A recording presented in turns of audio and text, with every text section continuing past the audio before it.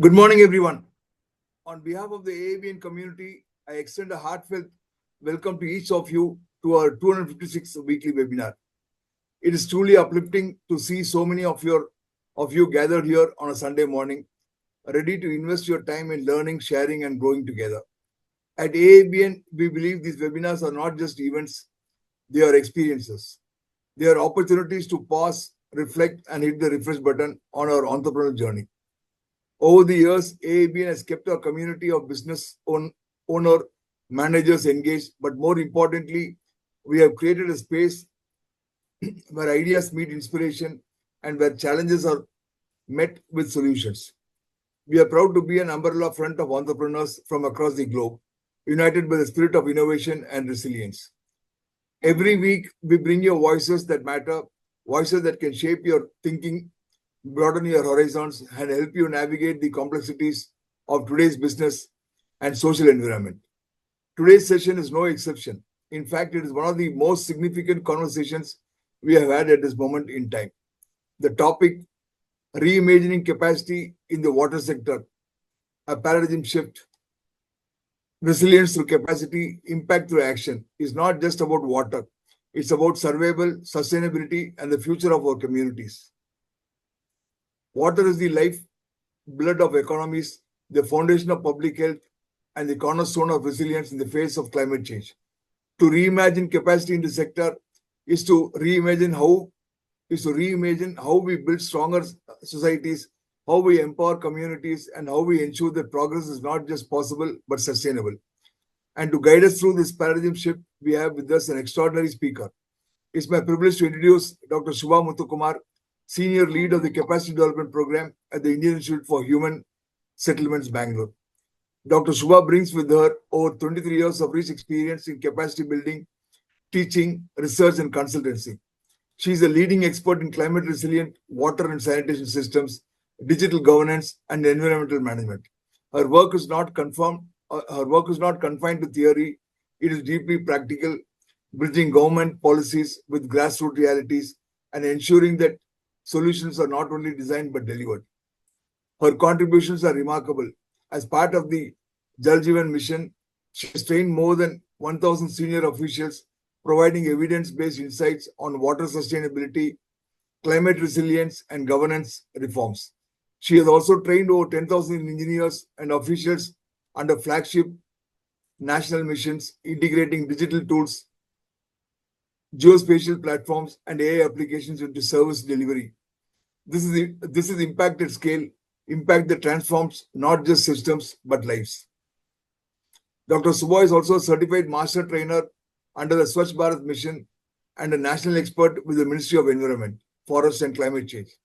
Her expertise spans public health, water supply, sanitation, climate action, AI-enabled urban services, and digital transformation across both rural and urban landscapes. Her contributions to global knowledge platforms and academic research continue to shape policy, practice, and education in environmental sustainability with urban resilience. Friends, we are indeed fortunate to have her with us today. This is not just a session to listen, it's a session to engage, to question, and to observe insights that can reshape how we think about resilience, capacity, and action in the water sector. So let us open our minds, lean in with curiosity, and make the most of this opportunity. Please join me in giving a resounding and warm welcome to our distinguished speaker, Dr. Subha Muthu Kumar. Thank you, and over to you, Dr. Subha. Yeah. Good morning, sir. And first of all, I thank SD Gopi, sir, who have been given this opportunity to talk. And also, who have been a conduit in this is Dr. Chandrika, who have introduced me to you. Because, unlearn and learn what I prescribe. Because, it's not like I'm going to say something from the heaven or something else. It's like already is there, but I want to put across this. And it's very nice that Sunday and 256 is an opportunity for us, and it's a pleasure that to be the part of it. And I think water or whatever urban development or rural, we are discussing in a long frame. It gives us a immense thinking process. Even people says it's not working, it's working, but we have to always take in a positive note to bring some changes. That's why all the experts truly believe in their work, whether they may be a consultant, scientist, or they may be any policy makers, or they may be working in any NGOs, implementation, development professionals, and all. So I thought what experience I had it in 20 years, interacting with officials, learning something, what we think from you also. Like there are plethora of people who have great knowledge in implementation practically, understand the regulation properly and everything. So I feel that to throw some light and understand from me also whether these type of systems works, not works, how to bring it up the shape, because ultimately few people in the country or few people in the state at the national level or at the regional level should think through what is best for the community. And water is a very sensitive subject. Whether we think that water is everywhere and everybody can access, but today if you see globally as well as India, the water access itself has a regulatory provisions. It's not like we go and pitch the water like what we done in a well.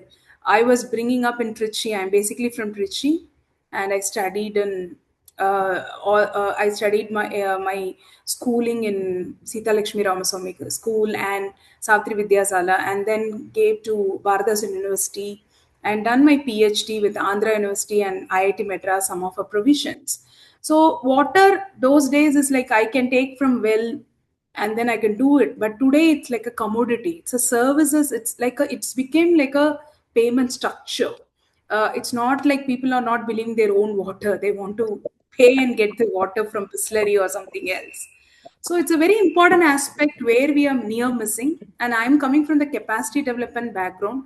So I don't want to now go shortcuts into other areas, but I want to truly tell whether this will be workable. This should be worked in our sense, or in a future it should be worked it. So keep this program, I am sharing the slides, and also this is the preparation what we have done, and then what the experiences we got it from some of the people understanding it. And then we will have a reflection last, so that I'll also make some points from senior people like you, and try to put these type of forums in other forums so that the convergence will happen. So that's a mode of understanding. The title can be very big, like reimagining, rethinking. Today if you're not putting the type of that type of title, people attraction is required. Conservatively we can't go in the digital world. We need lot of foundational aspect, but digitally also we have to improve. We cannot say that people doesn't know digital. Everybody using cell phone, everybody is using Android, and they are using a very type of Android. So it's important that we have to teach them. It's important that the experts also should change their understanding. It's not, we cannot say that 80 years I'm like that, so today I can do that. It shows a totally different what. So I want to throw some of a light what I have understood about CD, and what exactly the national, state, regional level when we does training, what the expectations, how the transition in the policy level is happening, because we are working with Capacity Building Commission, Government of India. So what is the transition happening there? So see, it cannot be looked at like a silos. It should be looked with the national, state, and regional level. So that's one of a point which I want to discuss here, and then we can take up a questions, and then I'll also take up some of learnings from you. So thank you for that. Now we can start the presentation. I'm sharing my screen. Hope I'm audible, clear. So this is actually, I'm very proud that 256th week webinar is starting, and it has to continue for a long, and then the discussions comes point should have a narrative to have some good outcomes from our side, so that we can do some contribution to society in terms of something what we know. That's one thing which is there. And as Gopi sir have told me, I am working as a senior lead in Indian Institute of Human Settlement. Indian Institute of Human Settlements is a think tank. In 2008, it's a non-profit organization, and its board member is Anandan Nilakani. And recently, in 2025, IHS has become a deemed to be university, which we focus on the urban development, climate sustainability, and whatever the urban infrastructures things we are trying to do as a university, both for master's program as well as PhD program, which was started, and we are under UGC now. But we also contain the Section 8 companies also remains where I am working. So this in this IHS I was been working for 6.5 years. Before that, I used to work in Engineering Staff College of India, Hyderabad. One of a premier institution of engineers, which do a lot of training, research, and consultancy work. So I can say 15 years I spent there, learned what is CD, how to curate it. It's not simply a training. Then I got here in Bangalore, and now I'm settled in Bangalore. But I just works pan India. We have office in Chennai, Delhi, Odisha, a lot of stuff, Mumbai also. Each one will take care of different urban infrastructure. And recently, in 6 years before, we also entered into the rural platform because the water, it's one of a subject which also should look the rural urban linkages or urban rural linkages. So I started working and putting something, and some of the time I became a nodal officer for Jal Jeevan from Karnataka. And understanding the gamuts of the rural supply is going to have a impact and influence from the urban, so we are looking for that. So that's why I work for this. And climate resilience, all these is an added portfolio, because today everybody is saying climate resilience. So what is exactly we can do something contribution in regional, like that we are trying to do some of our research work. So this is my background. Now I'll start with the presentation. If any flow is a problem, any type of voice is not coming, kindly stop me. See, there is a big shift is happening now. It is not simply water vision like some 10 people decide in the room. It is totally shifting as a service delivery. We have to understand this. So my point is that the policy vision document, everything is okay, but whether that is realistically transforming to the public, or can we do something by engineers or officers or managers or grassroots level employees or any community itself. So there is a big shift is happening in the space of water service delivery. But also equally we should also be training the capacity is also getting transformation. So we cannot say that whatever policy we are making in a boardroom that gets success here, because now there is a lot of differentiation happening between the districts, between the urban local bodies and everything. So it's very clear that the water vision is turning to the resilience things. Now public is viewing us, whether whatever we are telling them it's getting out or not. So we should be very careful what we are trying to tell them, and whether we can do it with our commitments, and whether we can realize that. So this is a cartoon which I've plugged it from the image donor. So this is one thing which is very clear, that it's not 24 by water supply can be created in a room on an NGO, water experts. But ultimately, when it comes to the systems in the ground, we should have a different look. It cannot be a same policy level document. So that I understand after training some of an official, after mentoring some of the people there. So, coming to my session, I'm running into 6 parts. One is paradigm shifts. That means what shift is happening? Because simply it's not a shift. It is like any water sector is shifted. Yeah, really after 2015, there are a lot of schemes have been coming up, urban, rural, and everything. There is a big shift is happening, but whether whether we can do it at most completeness in terms of quantity or a quality, it's a question now. So that's one thing which we want to discuss. Second one, what is as a CD national, state, and regional level is expecting in the water sector? Very important, because when I talk to regional level people, state level people, national level people, sometimes there is an integration, sometimes there is not an integration. So we, through the CD space, capacity development, we are trying to link them actually. Then integration of urban governance. Water cannot be seen as a silo component. It should be seen with the housing, it should be seen to the sanitation, it should see with the digital governance. Because why I'm telling, after coming to IHS, we are doing an integrated project. So we understand each speaks each other. It's not simply I do a water supply to a city, so I can forget the sanitation aspect. I can forget the roads alignments. I can junctions like that, because everything is urban infrastructure. So urban governance is a very important aspect in the planning scenario. Then we also want to know that, okay, now I'm talking about resilience, a lot of things shift and all, whether the institution like us, like IHS or other institute, there are 1,000 2,000 institute across in India which is doing CD, which is doing different type of research, where they are ready to have a concept, new concepts in grassroots institution, like NGOs are ready to do this. It is not like a pilot scale, it should be in a large scale. So that I'm going to talk about. And then we also should think, Normally people say it should be a bottom to top approach, because bottom people will, in exclusively in water and sanitation and hygiene sector, people will say bottom to, because bottom people is an implementer, whereas other people are only giving a directions. But we should also balance between top bottom and bottom to top. So we are going to talk and what work, what doesn't work, and the role of digital transformation in living conservation transitions. It's very important. See, whether we like it or not, AI, or next time my cousin is working in AI, she always say AI gone, now we are working in quantum engineering. I don't know what is exactly they are working, because we are not from IT field.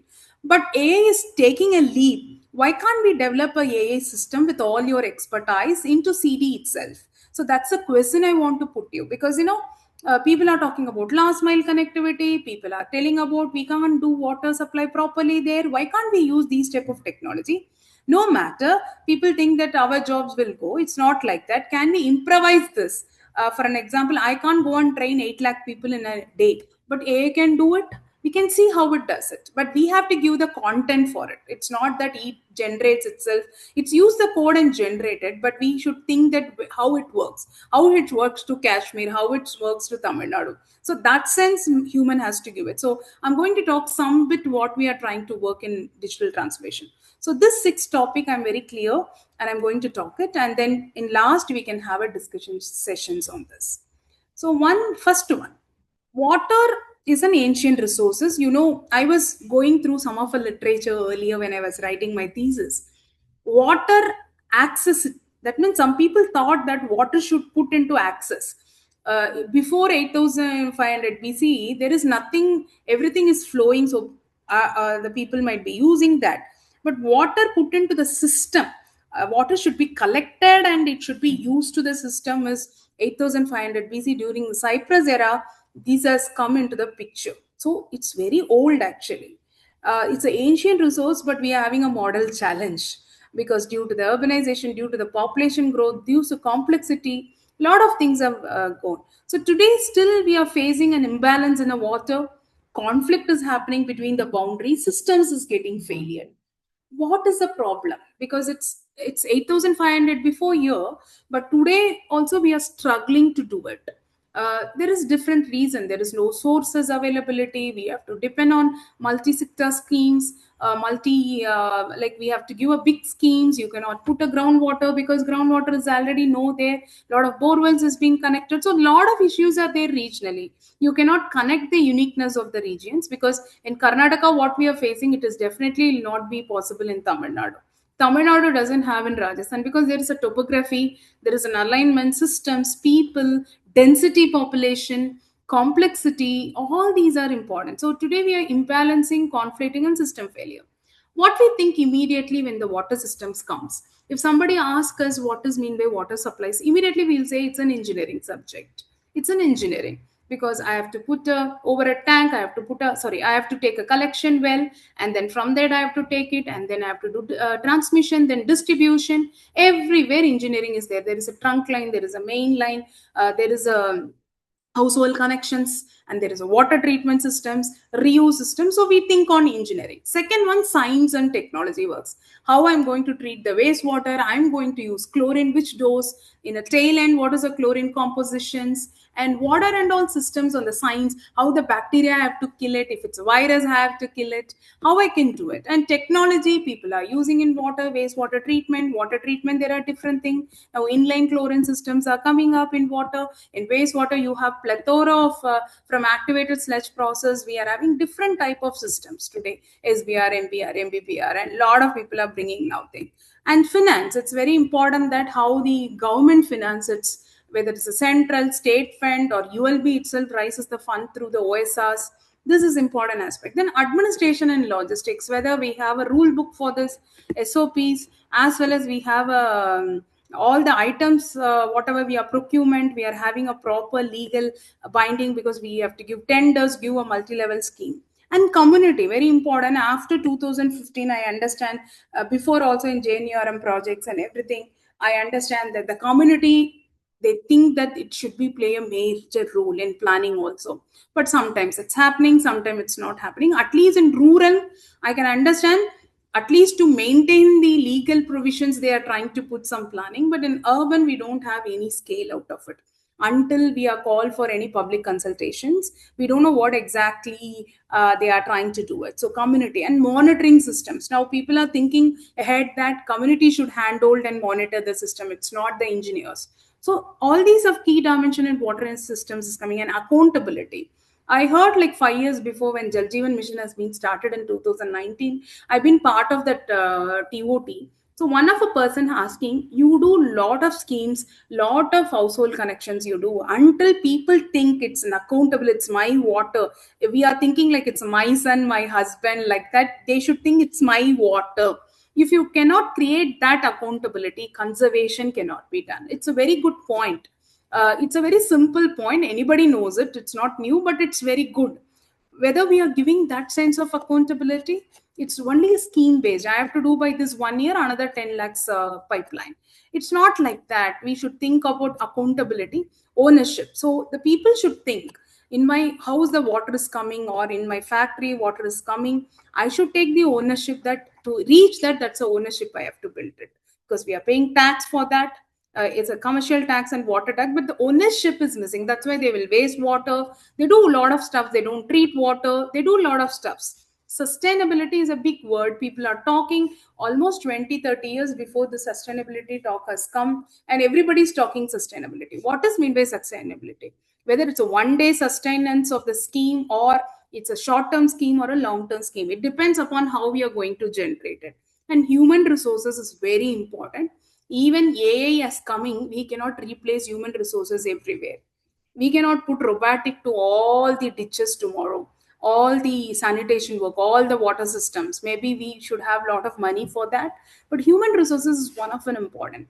But we talk everything in every meeting this dimension, but we forget one thing is on how we, what we forget in our processes, whether whatever schemes we are bringing, whatever the engineering solutions we are bringing, technological aspect we are bringing, whether the human resources has the capacity to learn it.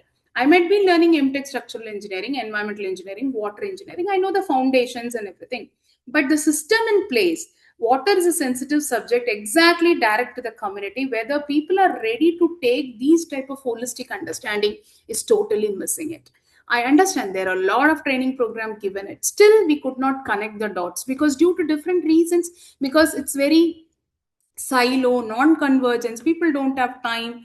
We are talking great, but nothing is going in their mind. So how we can fuse our pedagogy? That's a question. It's very great questions we are having in our mind still now. So the capacity building is often under prioritized in any type of an agencies. People say you have to improve, grow in your career, do something stuffs, but they don't even understand 10 days in a year to give to the capacity development. Even as per the Department of Training program, the DOPT, central government employees, has to undergo at least minimum 10 days. That's a rule. But the 10 days is always the mix of that. They don't have time. They are doing something and they come in between and show something else. So it's not properly happening. And as a institute also, we can also cannot collect the good feedbacks, what exactly they are doing actually. So a lot of, that's why people in hierarchy level and middle level, they say, okay, training is chalta, like that. But today, it's not training, it's not a capacity building, it's shifted to capacity development. You should develop your systems with your trainings, with your whatever you are learning. Training is not only a capacity development. You can learn by books,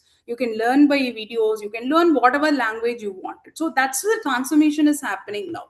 And weak capacity affect all systems layers. Even in a team, we say teamwork. Even 30% of people doesn't work and doesn't know the system. In long run, that may not be giving a very big understanding of success. I have seen in my team, when I worked in a team, if I'm very weak, the potential is not great. So I felt these weak capacities always affect the system. Maybe there is an instant solution provided, but it's not a fully.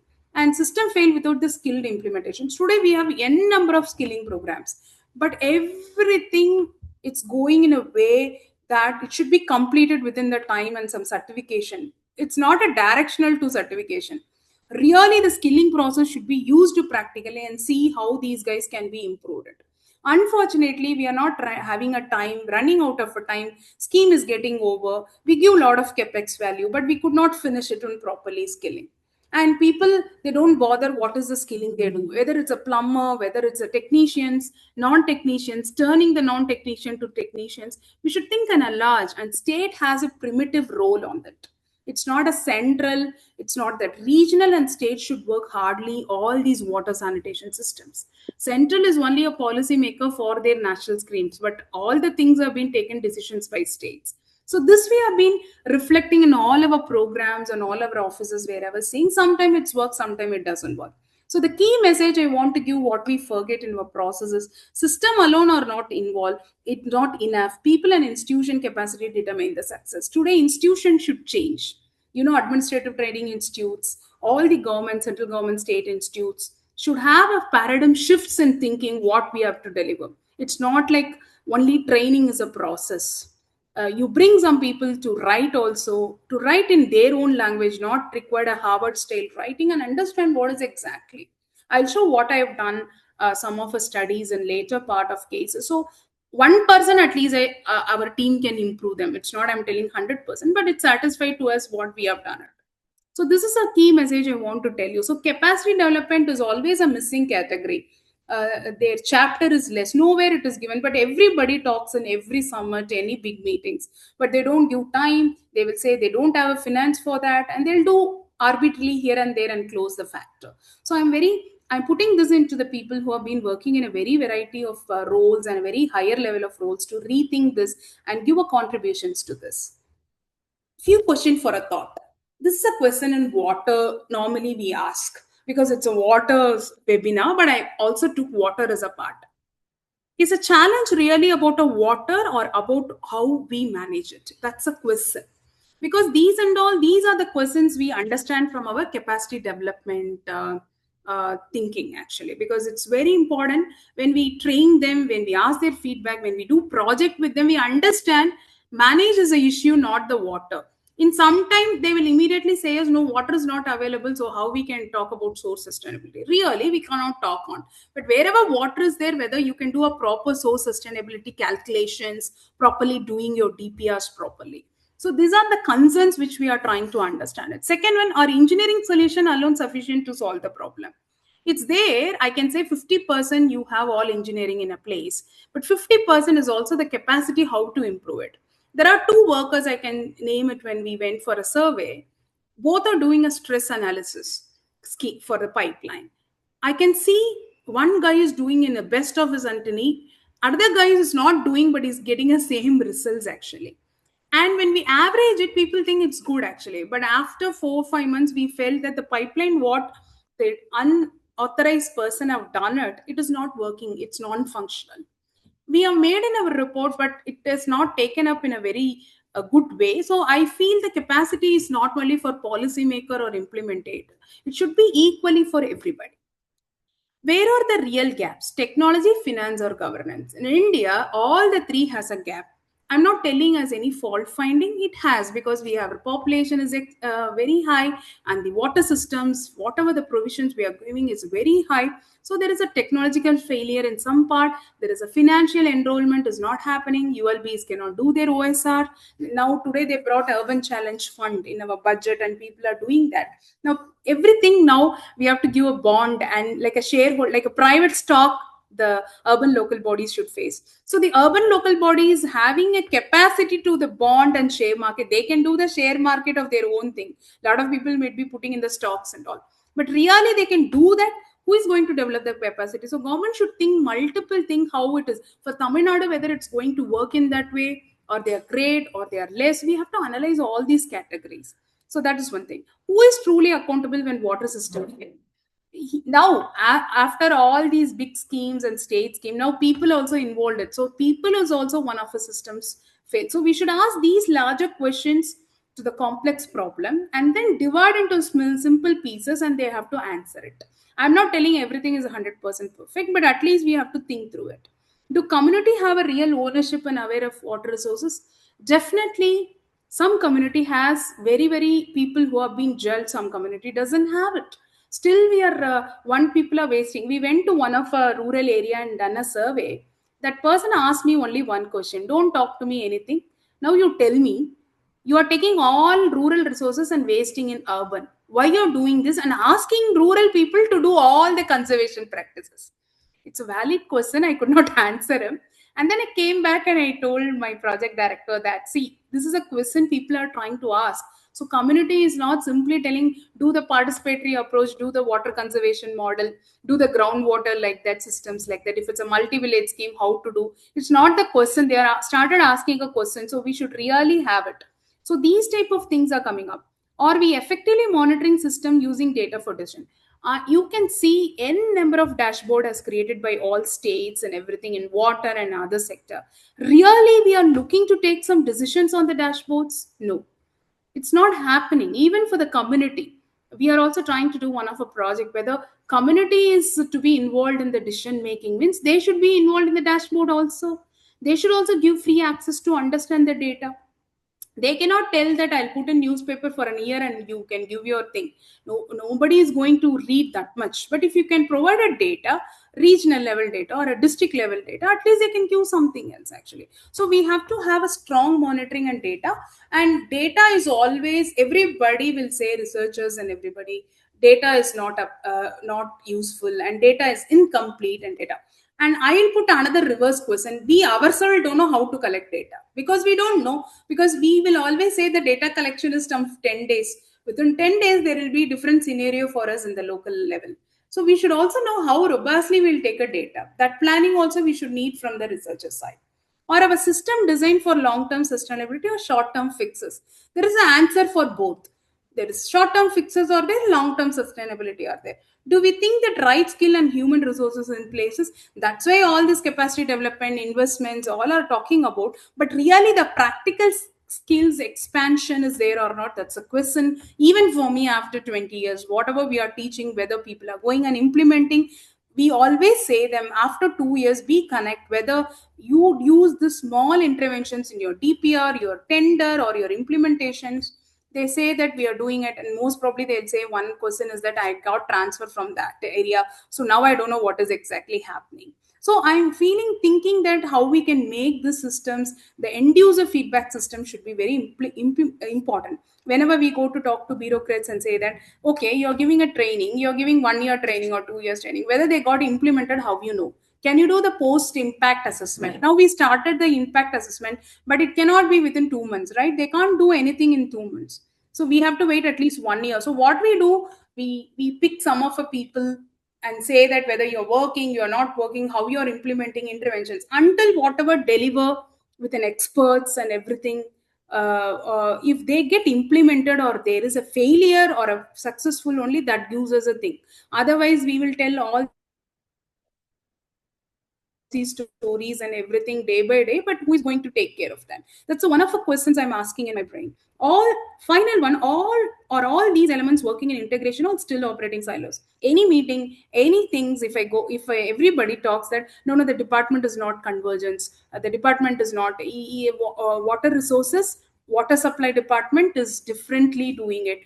Both doesn't, the flood mitigation is done by some other department, the drought understanding is done by agriculture department, but all three is not configuring syncing. We cannot tell that for 30, 40 years that we are not convergent. So how to make convergence is now the question. Is we cannot tell NGOs is doing silos or like IHS is doing silos. How we can bring into single platform? I'll have an answer for that also. So all these questions are very important thoughts which we got from when we are training them in water systems, and with our reflections also when we train different states, people from policymakers to grassroots level, we understand these questions. Now, coming to this is a shift. Whether we like it or not, the younger generation is taking a space. But our senior people, like the generation people, has to give them a foundation level thinking. Today, it's not a development, it's a delivery. Whether you take in water supply, housing, or any type of urban development project, it's a delivery side. It's not a development side. It's not an infrastructure. People are talking about whatever the infrastructure I've created, whether they have been sustenance for a matter. And then it's not a regulation process, it's a ownership and inclusive. Earlier what they say, you have to pay a tariff, the function, household connections, you have to pay a tariff, tax, this is your accountability. Today it's not. Maintaining, hand holding, inclusiveness, women empowerment, in all schemes it is there. Probably in urban it's very less, but in rural everybody is talking about ownership and inclusiveness. So today the regulation shift is ownership and inclusiveness. It's not simply an enforcement angle.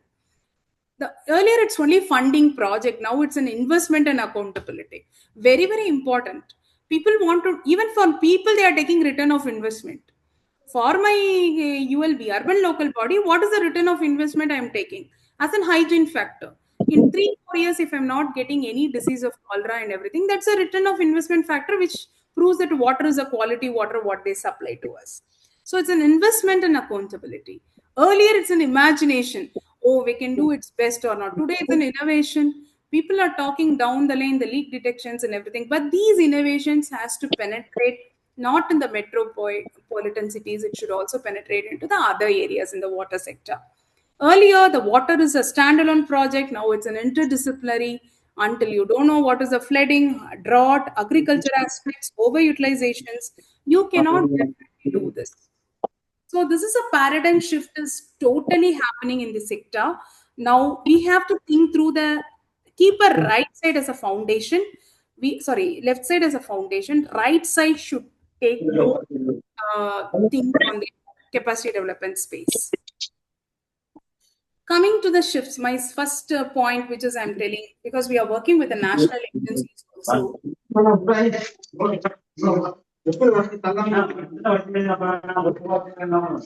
Sir, can you mute it?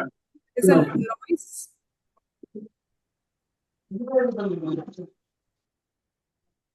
Yeah, thank you, sir.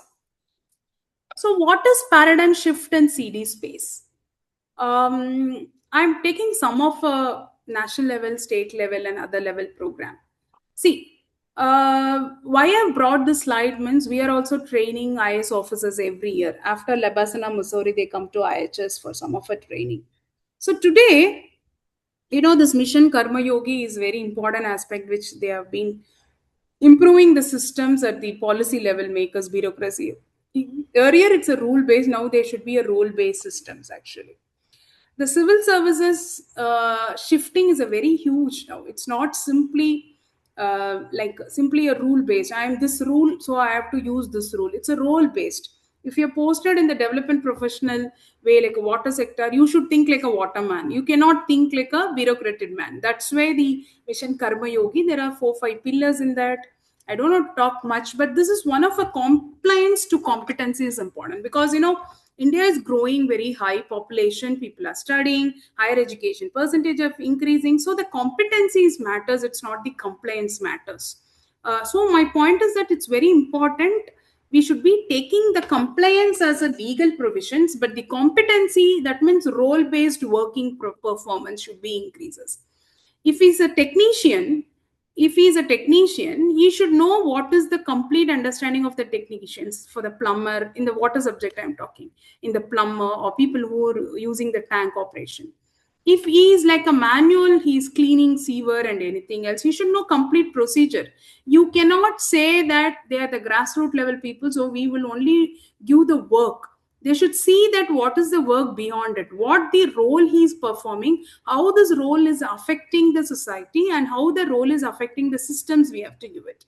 So as a water engineers, as a department in the state level, we should have a pragmatic, strategic, I cannot use very big lane, very layman systems of understanding of that particular role, which is not happening. It may be a contract worker, it may not be a contract worker, but we should give this. Today, this Mission Karma Yogi framework, I think many people know it. See, once again, we told that e-learning courses doesn't work. People doesn't work because everybody cannot teach CD and they doesn't have fund much. So what they created, they got an iGot platform which was taken up 7 years before. But now it's speaking like anything. People like everybody, experts are putting their simple thought process as a e-learning courses in a vernacular, non-vernacular. So what is happening throughout the country or anybody abroad also, people are trying to access simple thing, a finance for non-finance official. First of all, I have to put how a zero budget for my water supply system. I'm giving as an example water, but it's not exactly a water. Zero budgeting. How I'll calculate my budget if I want to provide a systems of water. to my smaller ULB, not even ULB, it's a town panchayat level in Tamil Nadu, which is having some 45,000 population, 45,000 or 6,000 population. So, so as today after COVID, people are thinking about hybrid systems. People can watch and wait whenever they want. It's equally applicable to government officials. It's not only the private official does a lot of courses. It's equally applicable because there is nothing like a permanent government job today. Everybody want to excel in their phases and to contribute it. So this IGOT platform is one of a really thinking measurable for the government, and a lot of government people themselves is using this platform. Earlier it is not that much. Now people are trying to use it more, and even we contributed some of a few courses there. One is on housing and justice, another one is on the water quality system. Simple. If anybody want to test the water in their home, how they can test it and report to the nearby ULB officials or near to the corporations. So this type of understanding, very significant, 4 minutes video, 3 minutes video will give a lot of things. I'm not telling about e-product now, but this is one of an important aspect which is there. And this compliance to competency, it's not simply a role-based learning. It given a digital leverage, self-paced, continuous learning capability. Why I'm telling means people will tell last mile connectivity, how I'll train. Okay, if there is a good system of internet, if they can use an Android phone or a mobile phone which have a proper signals and everything, they can download this course and have it. Very simple from the capacity building angle, I'm telling. Until whatever the courses is realistic to them. If it's an engineer, what are the courses they can do it? So we can give plethora of options and they can download and see. If they don't have a digital space there, then the manual visual charts, people going there and understanding them works it. I can't say that we have to, anyway, Digital India Mission want to prepare every Indian should have a digital literacy. If it happens, then these type of things will boom in a future. Nobody depend upon anybody like us, like that I have to do some training. We can do a key engagements training, but other things, basic level, everything can be done in this. So these type of empathy, collaboration, and inversion in the digital era will create a massive understanding of learners. And I have seen in my experiences, when we want to give some of a training to them, almost 1,000 people and register have seen. But I'm not sure what is the impact because we have not measured it. But that's the next phase we want to do it. But 1,000 people has finished the course. Really, I might have taken 3 years to train 1,000 people, but this is one of a way. People who can watch digitally, they are comfortable, and vernacularly language model is provided now due to AI tutors and everything. A lot of integration is happening. So this is one way of compliance competency. Second way is silos to integrated and digital governance. See, for example, I know that digital public infrastructure is developed in a very high level significance, equally to the people who doesn't have a digital literacy. That's the point I want to mention. Somebody can ask, this works in metro, but it doesn't work in a ULB where they don't have a poor facility of connections. That's why now every state and as well as national government is building up the digital public infrastructure. It's very important. Today, social media is a very important aspect, and recently there is a election has went in different states, and Tamil Nadu particularly where I'm from. It's very too eager to see what people talks, what the reactions and everything. Ultimately, that connected earlier. We don't know what is a candidate and everything. Today, everything we know it. Doesn't mean that it turn into different things, but I'm taking an example that that type of governance model is integrated. So I'm only question is that whether public health engineering, water resource, irrigation department, whichever having a sectoral line of water should get integrated and develop their digital public infrastructure as an integrated platform, not as a single platform. People cannot see 7 dashboard to take a decision. They should take a one dashboard to see the decisions, all the input. So this is one of an important aspect which is silos to the CD space is giving an alarm to us. You don't teach the same conservative model. You do the foundation course. No problem. What is engineering? How it engineering works? What is transmission line distributions? But to convey that message, we should have something better than what you conveyed before. So this is one of an important aspect which I want to try it. So this type of silos to integrated and digital governance definitely have a pace. It takes slow time, but it have an impact in a greater way. Third one, localization and builder's mindset. See, very important, the builder mindset I want to bring as a new concept here actually. See, for example, I cannot go and talk to people who doesn't know me at all and say you implement this. So we have to develop a domestic expertise. That's why lot of people will say TOT training laga do, like training to trainers or trainers and all. It might not be in a very high level, it can be in a lower level of the community level also. The builder's mindset localization is very important. For example, it should be in a mission mode executions. It should not, I'm not talking national or a state scheme. In a regional itself, if you think that there should be a water conservation practice throughout that village, which they should not, they should use the groundwater reuse technique. Universally, the community should have a builder's mindset to understand this. This we should provide, and the NGOs who are working closely with them or any other stakeholder working with them should have a clarity on that.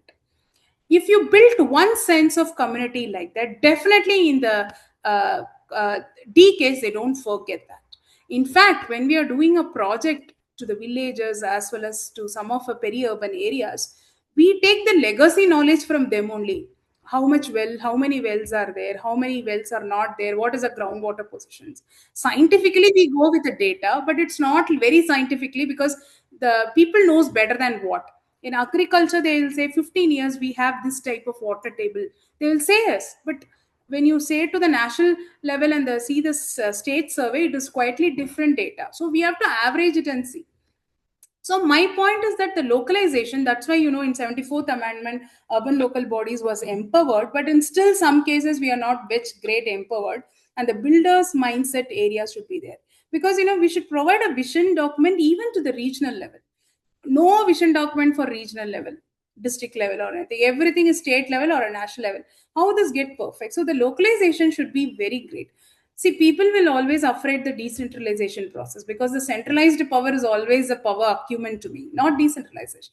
But in the water, sanitation, hygiene sector, health sector, the decentralization plays a major role than the centralization question. Centralization have a fund positions and everything, but if you cannot do the decentralization, if the panchayat or an elected representative or a ward committee member cannot implement the process properly, which he doesn't understand, then there is no point what is the centralization we are trying to do.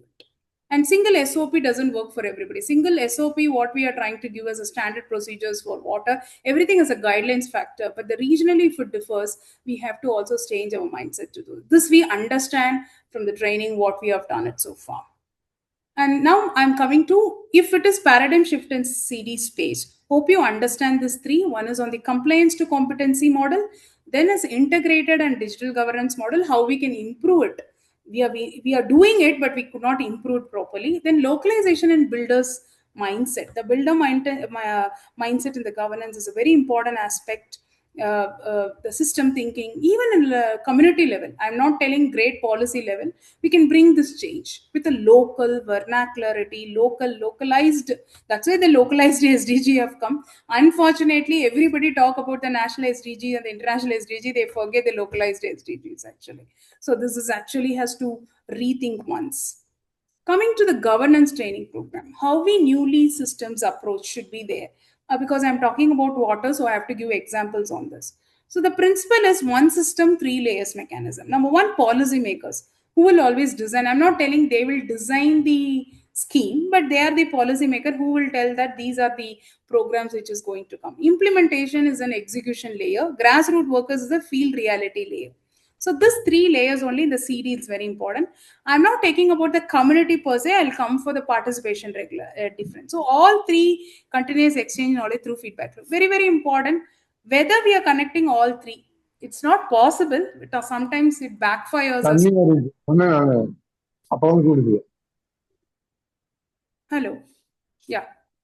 So one system, three learning layers. So how we integrate this learning layer, it's a very questionable till now. If policymaker we are doing, we don't have implementer and grassroots workers. If you do grassroots workers, other two are missing. We take an inputs and give to them, but there is no provisions in these layer is there or not. So we should make them to talk each other in a more way than their office works, like how the office talks. But in the CD space also, we have to make these three guys to work very closely. Then only there will be improvement in the system, which I felt it. There is also a backfire politically derived and sometimes that won't work, but how we are going to make is a challenge which is there. At least make it some 50% understanding, make a policy makers in the room understand their issues, implementers what they are trying to gap it, because in this implementer execution layer they are the main person who will actually have a tie-up with policymakers and grassroots roots. So the implementer should give a big sign. The execution layer is a very important aspect. So that is one thing which is the layer. When you come to second, layered capacity building model for policymakers, how we can do it. See, normally policymakers means directly we'll jump into policy design system thinking actually. We also should provide some of the governance structures to them, how it works, how it does work. People always like IHS is always being there in the policy side, like policymakers, and we realized that it's not simply a policy. We should do some grassroots level implementation that we have to take as a policy engagement. It is not that we make a policy engagement and then say the grassroots level P2 work. It doesn't working in that level.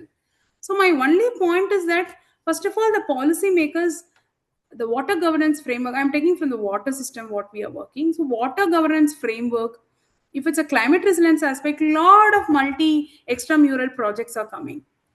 Every World Bank project, every project with other funded as telling about the climate resilience. Really, people knows it. I took a survey in Ramanathapuram for developing a regional tool for things. Many people doesn't understand what is the resilience we are talking in water. What is the resilience? Whether there is a checklist or not. We gave a simple 10 point checklist to them to tick and give for 100 people. In 20 people only ticked. Other people told it is not our cup of tea, but they are engineers, they are doing their work there, they are creating a full pipeline, everything there, but they don't know that. So the policy should focus the small thing, not very great large things. Data driven policy, for example, I'm always hitting the dashboards, which is very pinching for me. The dashboard gives the quantitative analysis, some part of qualitative, but should you the complete cycle of complete water sectors thing. It cannot be, but dashboard can be built by anybody, but the systems, we are using IoT sensors, we are using something data analytics to do that, but whether realistically we are trying to do it, that's one of a question. So what works in practice should come as a field informed policy design. We should not do the policy design and take back to the grassroots implementation. It's not working like that.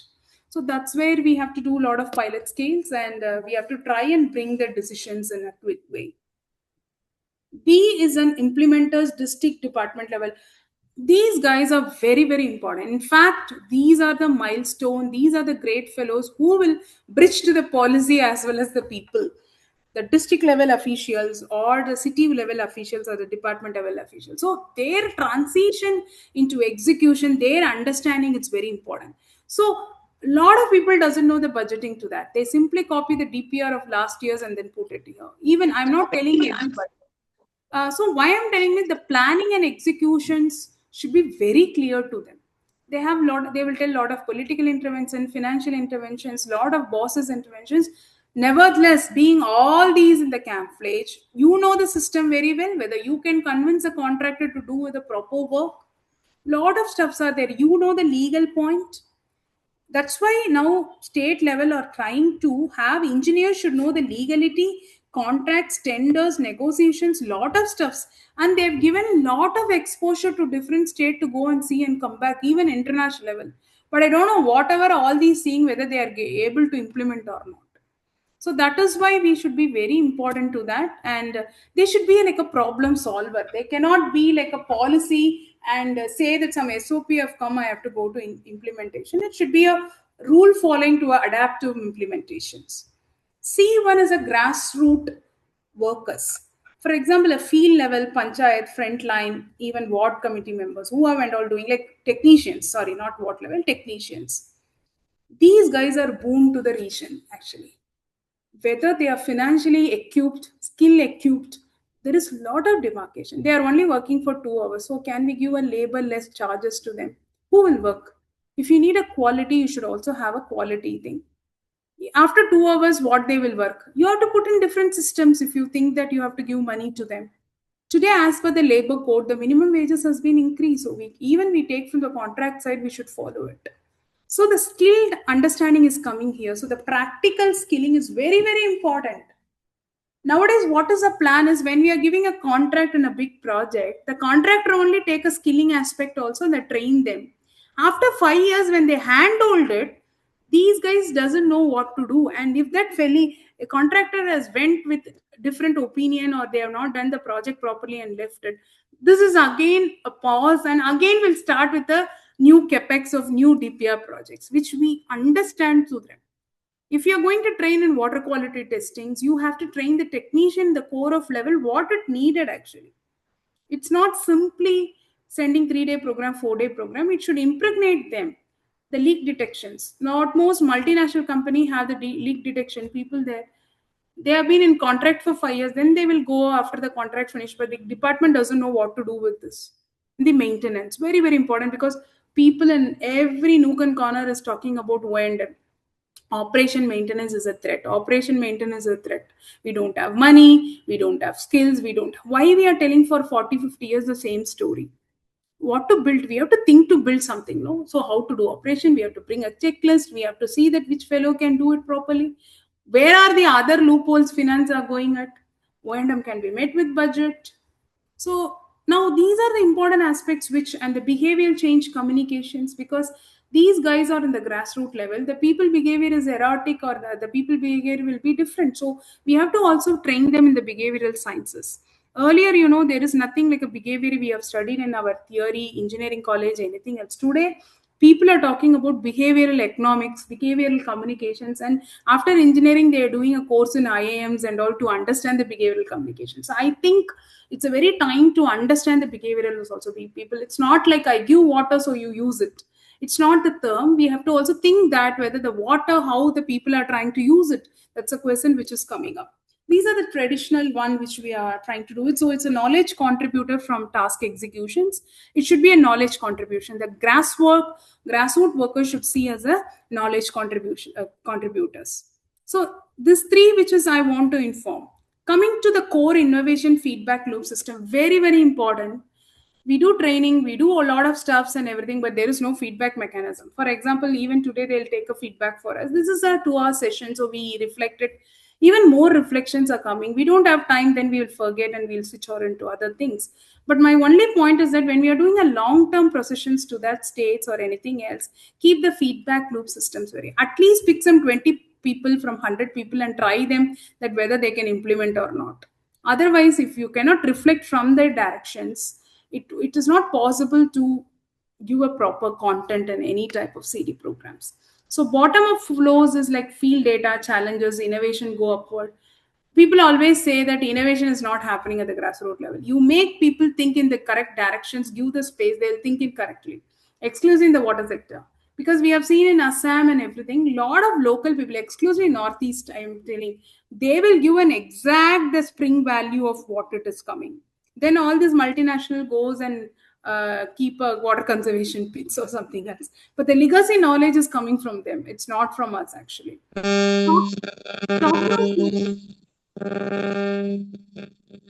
Hello? Yeah. Top down flow is like policy guidelines and glow forward, and continuous loop systems is a real time correction of policy. Very, very important. Even policy made, there might be a difference of policies. So we should also have a midterm corrections towards it. Then pedagogical shift. So far, what we have seen it, how a policymakers, implementers, grassroots level workers has to see that. But now we are talking about pedagogical shift. Today, we start from one point to other point we reach, we are learning a lot.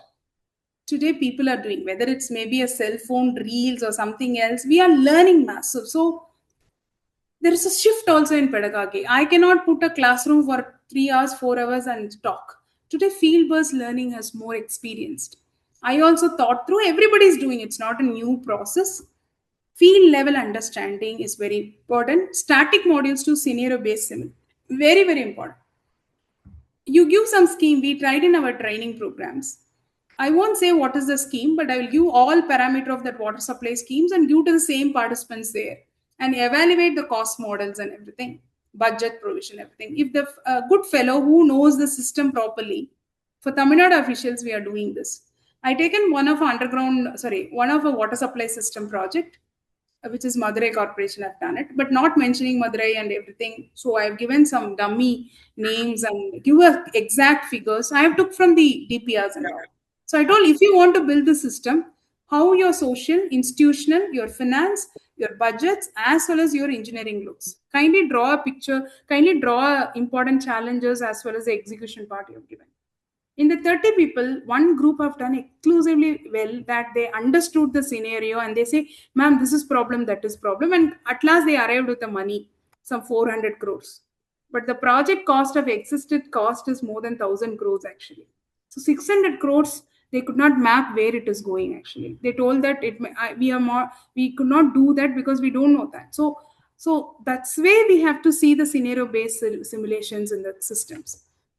From isolated training to integrated systems learning, all the stakeholders has to merge at least a year once or 2 years once to understand each other. Very important. Like not only I got platform, even state can initiate their own websites to do a lot of online piece of 2 minutes, 3 minutes video. Today, our sense of seeing TVs or seeing it became turning as a reels. Nobody will talk about 10 minutes to see any visual. They have to like a trailer of the movie, how it impacts. We should take the same example. Like 3 minutes video should say that okay, some content is there, so I have to do this course. So very, very important. That can now people have been that also taken by a lot of multinational area. So government should think through more on that. From lecture based to problem solving workshops. So we are also trying. Some of a part we could fail sometimes. We are success in sometimes. Enablers for the system is very important. For an example, if I'm going and talking to somebody else, I should have a practical material. For example, we went to one of a ULB to give some of a training. We should have some maps of that ULB to say about that. What is the data available? Otherwise, you dig and come the data with these platforms. So we have to give that learning circle principles to them. Always there is a thinking process that who are going for training, he should talk more. But that is like nowadays, until you get information from them, understand it, then integrate and provide it, all became like a chalk, like a sessions. Like you are going on talking and people are telling okay, but what is exactly they are deriving it is important. So we try to do bring your own data. I will show how to work the data. You do the data and say me the answer. So that time when they started doing the work, we have to provide the system. Now today laptops, that's not a platform. I'm telling we have to provide the software, we have to provide the app conservations on that. So whatever the type of GIS, watershed maps, sensor data, what are that? Sometimes they say, ma'am, we don't have district block level data. I will tell that context state, and if you are not having a data, how a training institute will have a data? It's not possible for us to get the username and password to access the state data until it's open sources. So these are the questions which it's very important aspect. And joint lane of three trainers, that's a key message, policy implementer and the field officials. So this is one thing. So this slide I want to think through because I'm talking for too much time. So I want to think through this. See, a policy maker, it not be a policy maker, a person who is executing this work, they have to design a pipeline through that forest area. We'll see, guys, I'm not sure this is sustainable or not. So after getting implemented in the system, he thinks now it should be in the planning stage itself, but it's not in planning now, whether to cut the tree completely or put a hole on that and insert the pipeline. So that's his question. Now this is the way it's happening.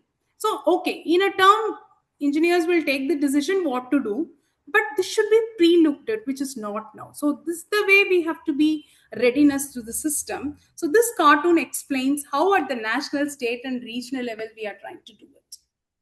Always we blame national, always the state will blame national without fund is there, and state always say that the ULBs are not earning because we are funding it. So this cross cutting is going on in any sector for the matter. I'm not cunning to that deemed thing because that's a problem throughout the country. But the national level is, they think that overall state should have the policy and governance skill upliftment. The policy which we are trying to put into the state level governance skill. And they want to have an advanced technical expertise because every states give their feeding on a lot of ideas. So they want to put up advanced technical expertise. And the data system and digital tools they are expecting, and integrated water resource management and leadership and coordination. These are the activity, the capacity development focus at the national levels. The policy, how they are making, whether it's relevant to state or regional. The governance skills, how to make the policy itself is one of a question. If there are main of hydrology, chemical modeling, river-based management, which sector we have to uplift it now in a system? If it's a digital tools, whether everybody can do it, a water accounting platform can be created. So this is a centralized mechanism. But state should rethink how we can do this properly with the state data. So that's a question here at the national level, which we are trying to do. At state level, it's an execution. It's an engineering and operation. It's a financial management, it's regulation and compliance, capacity for climate resilience. Because once you get the funding from the national or any grant or a state grant itself, state has a full power on the implementation. So you should think on the implementation strategies. You should not think that in the policy level, because state is an implementation understanding. So that's one of a criteria which we have to put it. If it's a state scheme, you will do the policy level circulars, amendments and everything, but you should also be thinking on the execution level properly, which is sometimes missing actually. And in regional level, it's a service delivery skills which we want to implement. It's a community engagement, we have to increase it. So water conservation practices, for example, I have taken basic data collection, behavioral change and awareness. See, there's a clear demarcation. National level, if I want to provide a training, these are the skills which I want to look for. If it's a state level, I have to look for these engineering skills. In the regional level, this is there. This is already there in every scheme is established, but sometimes we could not connect all the three in a proper phase. One or two states have been doing this, other states could not do different reasons, finance, non-modes, not interested and everything. So these are the things which we have to look when we are designing the training very clearly. We cannot take the state level to the national level and talk something else, because state has its own perspective in implementation. So we have to talk directly to that. Community is so different. In Karnataka, one district to other district community is so different. So I cannot take the same type of learning to them. I can say that this is there, but I have to say in the language what they know actually. So that's one of the challenges which everybody is facing. So that means the interventions and the inventory on the community should be made very thoroughly, not just like that to finish the project. This is one thing I want to show it. We talk about today sustainable ecology, open access data, network forests, lake, rivers, dissolving the boundaries and unifying the cities like that. Can anyone tell that what is this picture denotes actually? I'll give pass a time because I'm taking much time. So I'll pass a time here. Anybody can tell what this picture says? Because my next slide is tuned to this. Smart city. Okay. General, sir, I'm not behaving a scheme. You come closer. So it's a urban planning. Okay, it's an urban planning. People talk about urban planning. So that's why I'm telling water should not look as a silo sector. It should. That's why the problem. Even roads should not look as a separate sector. Urban planners should know all the things actually. That's why we are missing in our planning now. I think Tamil Nadu is also engaged in master planning. They should have a proper sense of all the departments into that. So which is one of an important aspect, because water is also affecting cross-cutting other sectors. Other sectors, infrastructure will cross-cut the water sector in a city. I'm speaking. So one of an important aspect is this. So we have to have it. So that next slide is integration of urban governance with capacity development. That's why I'm very particular about if it's a water training program, a water sector training program, it's an engineering, social, whatever, maybe we should not directly jump into the water system itself.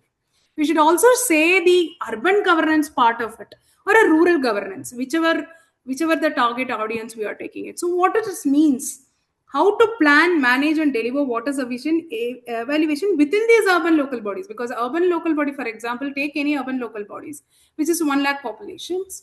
We should understand what is the topography of system, how the planning, there is any industry or not, there is any cottage industry, there is an agriculture proliferations, there is any peri-urban connect is there are any commercial to it, commercial streets are more, how the people migrations are more, and how the roads and systems are there is any other services. So we should look the plan and plan the water services. I'm not telling to plan what the quantity of water, that formulas remains the same, but we should also think through systems are there.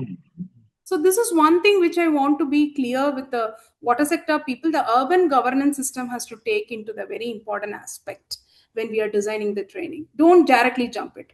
So coming to Vikshit Bharat, everybody talk about Vikshit Bharat because there is a funding, there is 2047, there is a realistic national. I took as a thing.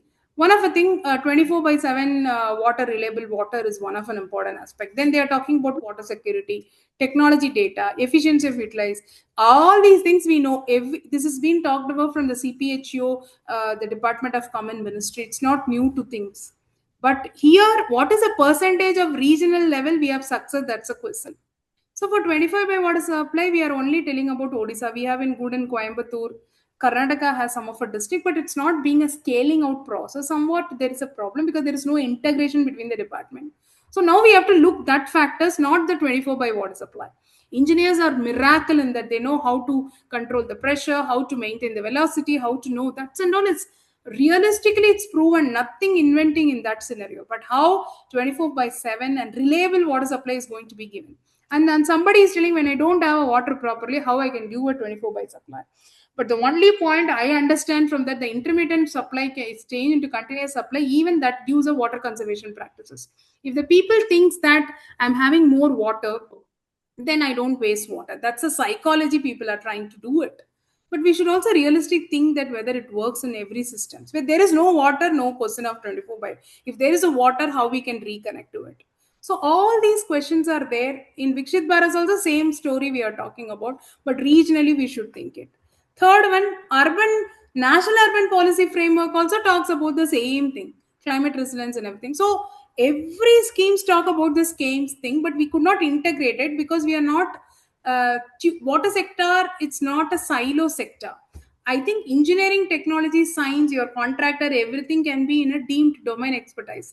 But when you're planning, you should take the account of other neighbor activity services to link through you. Then people should not complain that in stormwater drainage I cannot put because there is overpopulated. Already the drainage is going there. I could not connect into the treatment systems or something else. So these are the things which I thought I want to tell you. And coming to the capacity development needs, train officials in technical governance and data skills. Today, this is a very needed. See, in some program, I say that some of our people doesn't know how to use laptops. They will search. It's not. You should learn it that. You have 20 years service, 10 years service along the lane. You try to put some effort. If they could not do it, okay. But people should have, even in water skills, this governance skills also, sir. Otherwise, we are only targeting water people and then they will do whatever they will do whatever they want to do. But if you put a planning as a sessions and do it, it will also helpful. People can argue this system doesn't work, that doesn't work for that area. So these are the important decision making using real-time data. Give some real-time data and ask them to decision make it if you are in that positions. So this simulation is very important and shift the mindset from the infrastructure creation and service delivery. This is the mantra of Jal Jeevan Mission, Amrut, smart cities and everything, but still it is going in the same way I believe it. Some people might be changed it. We have not done any post-impact assessment services, but service delivery is an important aspect. So urban water challenge it can be only solved when governance system are strong and people are well trained. Otherwise, we will talk, and then we will close it. Now, coming to the very important aspect. When we say rural, immediately we will say participatory approach. When we say urban, RWA, SHE groups, everybody is there, people, but never we had a very great public consultations. Except that environmental impact assessment, if at all it's accumulating, we don't have much sense of public awareness, even in the social media. Some 10 fellows will decide whatever we wanted. But in rural, it is at least a framework, how to conduct a participatory tool approach, how to do it, what village water sanitation committee should be there. 10 people, okay, sometime it doesn't work also, simply 10 people come and sign it, but at least they have a framework. In urban we don't have that framework. RWA, everything is there, what committee members, public consultation, this in Kalyan Mandapam we will do today, all these things in this office you come and do. How many public is going on? Only the representation of small amount of people are going on. They don't know what is happening in Kosastale river. They might be sitting in the Kosastale river only. I'm talking as an example. So the awareness on these public consultations, this type of community participation is so far in urban compared to rural. Rural has a very clear set of understanding because their population sets, The word of mouth spreaded if somebody doesn't been called actually. So I want to be very clear that. So that's why the readiness of our grassroots institutions like us to have very important role in the urban, that they should have an outcome based thinking, not a rule based thinking. And in urban, they should work as a facilitation, not and support, not as a control. I'm not an NGO to control somebody else or NPO. I should facilitate the people to do that. Problem solving approach is important. Some, if you see in a lecture also, we might have attended more number of lecture conferences. Somebody gives some problem solving, we will attract toward then generally talking on the rules and regulations. So the problem solving, that's why the experts also should have that acumen. When that acumen will come, I might not know GIS, I doesn't know map everything, but I have to integrate and do that work. I cannot say that I know only engineering, I know how to build the water supply. I'll tell the same collection tank, what is the diameter, what is the uptake well should be there. I should use how the map should be used. I have to connect it. So this type of things is very important in the mindset change. And service orientation, water being a service industry, but still government is putting a pressure to have our own value. But really, whether we are providing a citizen's needs and experience and the access and the speed of quality, that is our individually we have to acumen the thing. And use of technology, no doubt people are using left and right the dashboards, all the data tools, but realistically, very very importantly, it should be useful to the people. It is not simply I'm doing, you might have known that a lot of people started a lot of app in the water. We don't know how many apps are done by the government, how many done by the normal private, and local people doesn't know what is exactly. If I doesn't have a water connections, I want to give it, I have to go to website or I will have a web. I don't know that. The awareness to be created, that's why this capacity building come into picture on the behavioral learning, on the jobs training skills and everything. And coordination is very important. Without local level institution, it's not possible to talk to anybody else. The local level institution should be very strong to convey the matter. Accountability, that should be created. If it's for a village level, what is an accountability? If it's a ward level in a ULBs, what is the accountability? We have to have a proper sense. These type of senses to be create into the existing environment of like us and institutions to have a proper understanding of the training in this new concepts and their implementation. Innovation is flexibility. We should also promote the local innovations. Probably there cannot be a very great innovations, but at least they will think through that. So that's why the key idea of readiness of grassroots institution like us to have a focus on rigid process heavy systems like flexibility, citizen focus and result oriented system, not simply a bookish knowledge and transforms the bookish knowledge into CD level. It doesn't work year after. People know even in a normal ULB, people are trying to ask how AA is going to work in the dashboards thing, or AA is going to govern our systems like that. So we should be ready at least to tell these are the things that's going on, these are not going on like that. So this is one thing which I want to. Next chapter is top-down approach and bottom-up approach. Very, very important. How it works, how it doesn't work. Everybody says now bottom to up top approach is a water sector, but I defend it. In a two-way, it should balance it.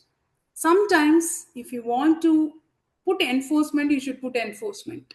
Sometimes, if you can flexibly do it and enforce it later, you should do. So both approaches needed. You cannot concurrently tell that I can only do bottom-top approach, which is the success is coming up. But what is the point of community is that take us also into the institutions. Don't always practice top-down approach.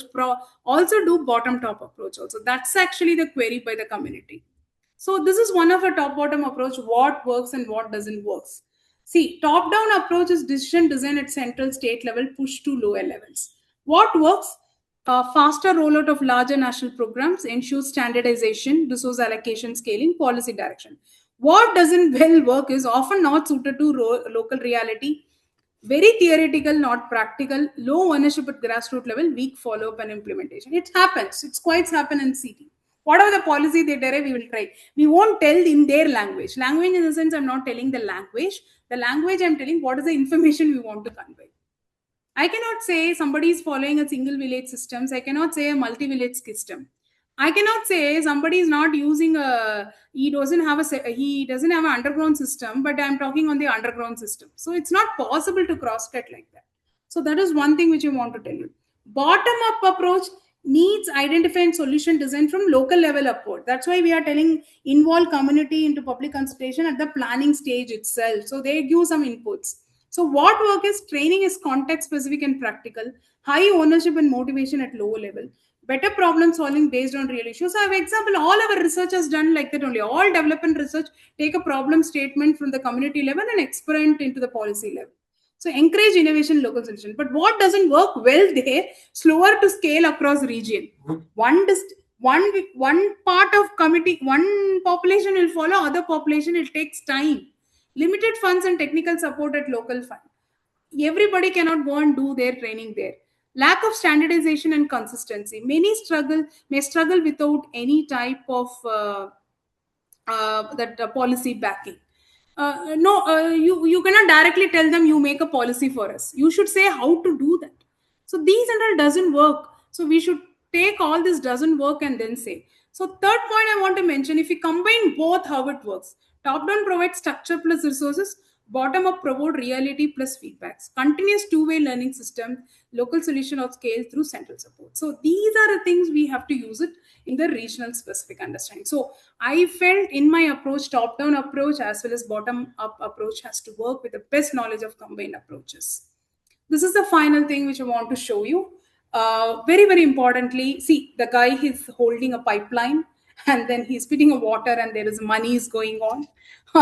So he was thinking this is one of a cartoon. I picked it from the cartoon stock, iStock pictures. People are, I'm getting a pipeline of water. I'm paying a tariff for that. So that's an intention of people. But there is again more on this. There is also a digital thing now. There is a lot of wastage of waters also. So we have to think through all these things. So next one, the role of digital transformation in driving the conservative transition. See, what presently happening in every state or in India, it's that we are providing a piped water supply or we are providing water and then we are collecting a water tax or something else. This is a conservative transitions. But how the role of digital transformation in driving conservation transition occurs? Today, I want to talk something about AI chat systems. I've also not used much, but like friends use it and say me that this is happening, that is happening. So I want to put that. On demand learning support, act like a 24/7 digital trainer or tutor. Explain concept in simple local language. Help staff learn anytime without waiting for formal training. I think we are our job at stake because AI takes all these things. There is like that we can map it. Some agency is doing a 24/7 digital trainer or a tutor, which will teach you everything from water, from foundation level, middle level, advanced level, how to repair. If you give any stimulation, it will take. And it's continuous, it's a local language. I want in Tamil, somebody will Tamil. Somebody is in Bengal, they'll use Bengali. Somebody is Assam, they'll use Assami. So it's going to have a very desirable shift in the AI transitions. Personalized training. I don't want to give it, for example, a junior staff says that no, I'm working in I'm working in a project which is in railway. I want to give a water supply system to that. Can you do the scenario for me? Means it talks about that learning skills and all, how railway works, what is the right away for that. If I'm providing a water supply to an airport, how I use it. So the airport scenario is known by AI, so it gives a clear picture for that. So personalized training is going to be a very important aspect, like a mentorship training. Easy understanding of complex topic into single policies. Today itself, you put in chat GPT. Kindly give me water policy in Tamil Nadu for 10 years with this notion. It will give something. We have to verify whether it's correct or not, but it gives it. So, and you say simple language, simple English, don't want any big vocabulary. It gives very simple actually. So my point is that understanding the complex topic and creating a stories also is going to be a very important in the transition and CD space, and practice and simulation effort. It is going to create a lot of case study. Now also, Government of India has provided all the state and government offices through one of a scheme. Everybody can write a case. For example, in Chennai, I'm in one of a area where something I'm doing it for a sanitation aspect. I can write in case and send to government or state is not taking up central. Why we want to depend on Harvard or some MIT or somebody else who will give a training, who will write a case on India? We should write a case. It may be vernacular. I don't want a very great British English or some Harvard style English. What is happening? Can it if that is good is happening, somebody can follow like that. That's a case derivation. So I think this simulation support is going to come from the digital era. Tomorrow, if you give that, it will write and give. I think it's a piracy. Nobody should write like that plagiarism concept, but you should rethink and do it. So there is a lot of research potential for organizations, for government officials also. Knowledge access and retrieval. Whatever you dump 1,000 years of your training material, somebody want to access in 1969 what my training looks like, that they can searchable and easy institutions can be delivered.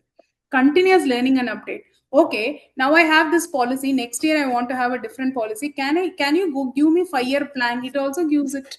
So take in a positive way and use it in your training. It's not like we should replace it, but take it in a positive. So these are the interventions which is going to come in the near future, not in near future, already it started deriving a conservation transitions, institutional memories. We are poor at that. The documentation is poor at that. If you have a create a system like that, it will store your 1,000-year story, and tomorrow Todd want to retrieve some of its training, what he has given in the training center, it can retrieve. And it will be useful for the decision makers to not repeat the same mistake what it has done it actually. So that is one thing. And this is a few cases what made us to close to success. I'll finish with this.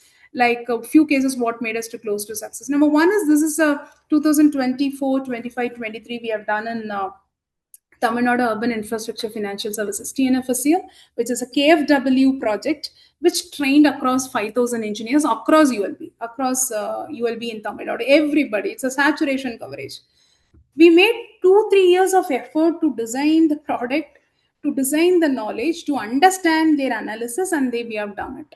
And we trained almost 1,070 urban sanitation and 1,955, and corporations, ULBs, town panchayat, everybody trained in a different meaning. We understand the challenges is like language barrier, regional variation, complex topics. Experts who know Tamil, we picked up suitable case studies, innovative pedagogy, experienced faculty at once. This is under normal CD. But in addition to that, whatever we reflected in the training, we provided a video knowledge product and a board game systems. Because tomorrow, I cannot train all the engineers in ULB. It's not possible. So we created the e-learning module, very simple module for 11 minutes module.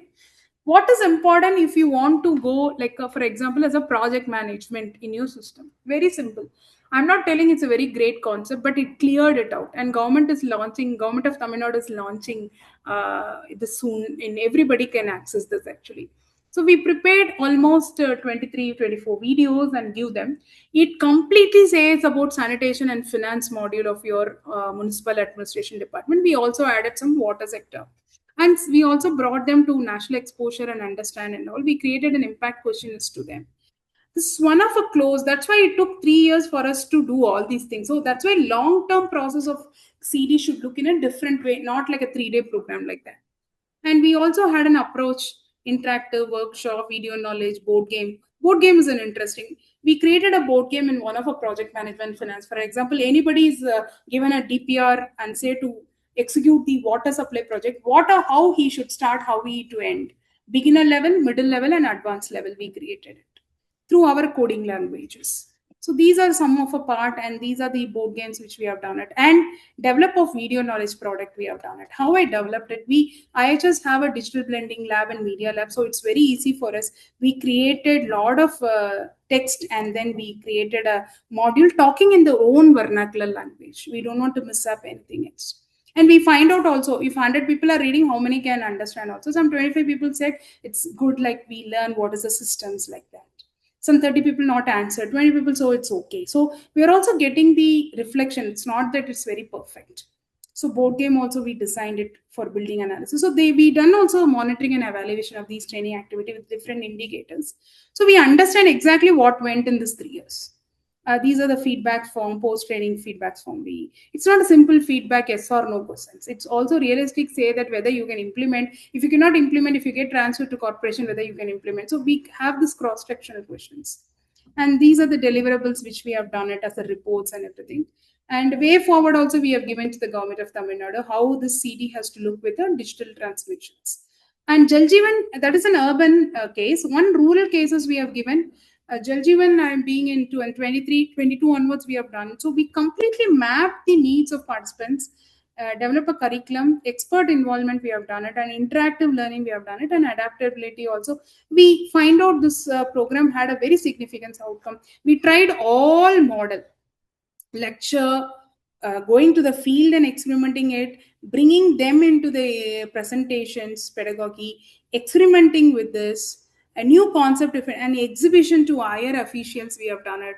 If it's a sensor, we brought 10 sensor fellows who have been manufacturing. We asked them to come and say that we are doing this, whether this sensor goes it. So we created the simulation learning. We created this and it's very useful, and that's why when Gopi sir introduced me, he told 1500 say senior level people we train across it. We understand the judgment, including we also understand what is exactly the problem in it, and done with a different state also understand the analogy of different states, what they are trying to do it. Not stopping there, we also told that how these systems will work in different webinars and everything, not keeping the idea with us, we also done it. And to that, and to the international level, we spoke how this community level of engagement, creating a storytelling to the public, created a massive impact than the SOPs. So that's why I've presented in Stockholm in 2023 in Water World, Women Empowerment Enhancing Water Quality Monitoring through Effective Communication Tools. What we have done it, we create a regional language book for how to do water quality through scenarios. What we created a story to the village. We selected some 100 women and we train in the local language of Canada. We told that, okay, now you have to know how water quality, how you do. So we created some book for them and some flowcharts for them. Some diarrhea is happening 1 month for every household. So suddenly women are thinking why diarrhea is happening. So they are going to community center, health system, community health center, and they're saying diarrhea is happening in my home. Immediately doctor come and tested everybody who is in diarrhea, and they feel that no, what you have given food, everything they are putting a tick. At last they say water. The water is a common factor. So now the community center says, can we approach the district level officials to see what is water? So they immediately take the water and they are testing the water. The water says that some contamination have done, the biological contamination. That's why it's happening. Now, immediately we are not stopping the story there. We told that women are important for that. So why can't you test it? So we took some 5 parameters like pH, something which they can text immediately, and then we train them in their vernacular language. Don't depend only on district officials. You test first yourself, have a clear-cut idea, and inform the community health centers. So this story has went very nicely. I have presented both in national and international level. 2 years we have done to the support with the government. So these type of small intervention can help one system get awareness to the system. So this is one of the way we are doing public checks and everything thing. And so what is a new age approach, what we are trying to learn it? It's a learner center. It's not people who are giving a lecture should be there. Learning by doing is one of the thing. Integrate all the digital tools as much where it's possible. Continuous learning, blended approach is needed. It's an online, if it's a classroom or field-based learning, we have to do it. Some of a system on the international mix, I have to do it. Like for example, in Singapore, what is the best pedagogy in CD means civil service college model. They give continuous training to the government officers, or maybe they'll train them in all the sector continuously. It's not specific to one sector. So if they get transferred into other sector, they have the acumen to do it. In Finland, the education system, teachers in their level itself trained, highly trained on the research base and practical and continuous.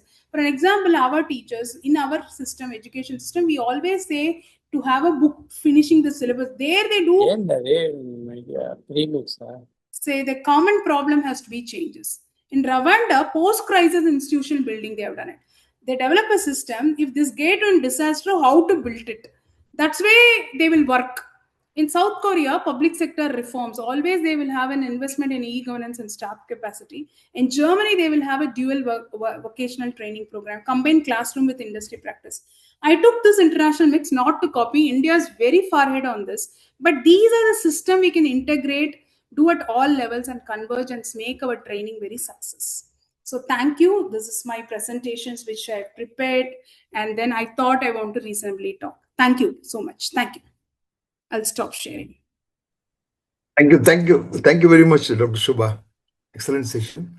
We'll keep the floor open for question and answers. There's one question. I will start off with that question raised by Mr. N.S. Murthy. He says, do we have clear measurement, preferably online, for rainwater harvesting system and ensure the water that goes into groundwater aquifers is of right quality and required permeation so that one can validate the effectiveness of the implemented design?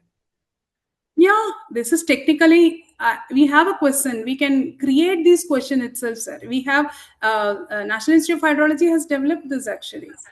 We can put our permeability, what is the layer concepts and everything. And in Atal Bhujal Yojana, if you see which is finished, the scheme is finished, even for the local village, they created this indicators. So for example, I can evaluate my own village area. What is a permeability concept? What is the rainwater collection quantity? What is an average? So how much water I have to collect? There is already a sheet has been prepared. I can share the link with you. It is there. It is not there because that's why government is working. You don't take the shoulders every time you should train. You put to them and they will fill it and do that. It is there already. What I have seen from the system. There may be other apps which have been developed by TWAT board or BWSSP or any other Chennai Metro and all, but this is already there because it is called as a dispersal link indicators. When you plan for village actions and everything, they also told this actually the rainwater harvesting accounting process is there.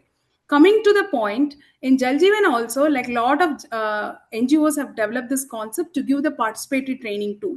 For an example, as a villagers or any city officials also for the matter, how I'll calculate my conservation practices. It's there technically. Okay, thank you, man. Yeah, Mr. Parsari, yes, please go on, sir. Thank you very much, sir.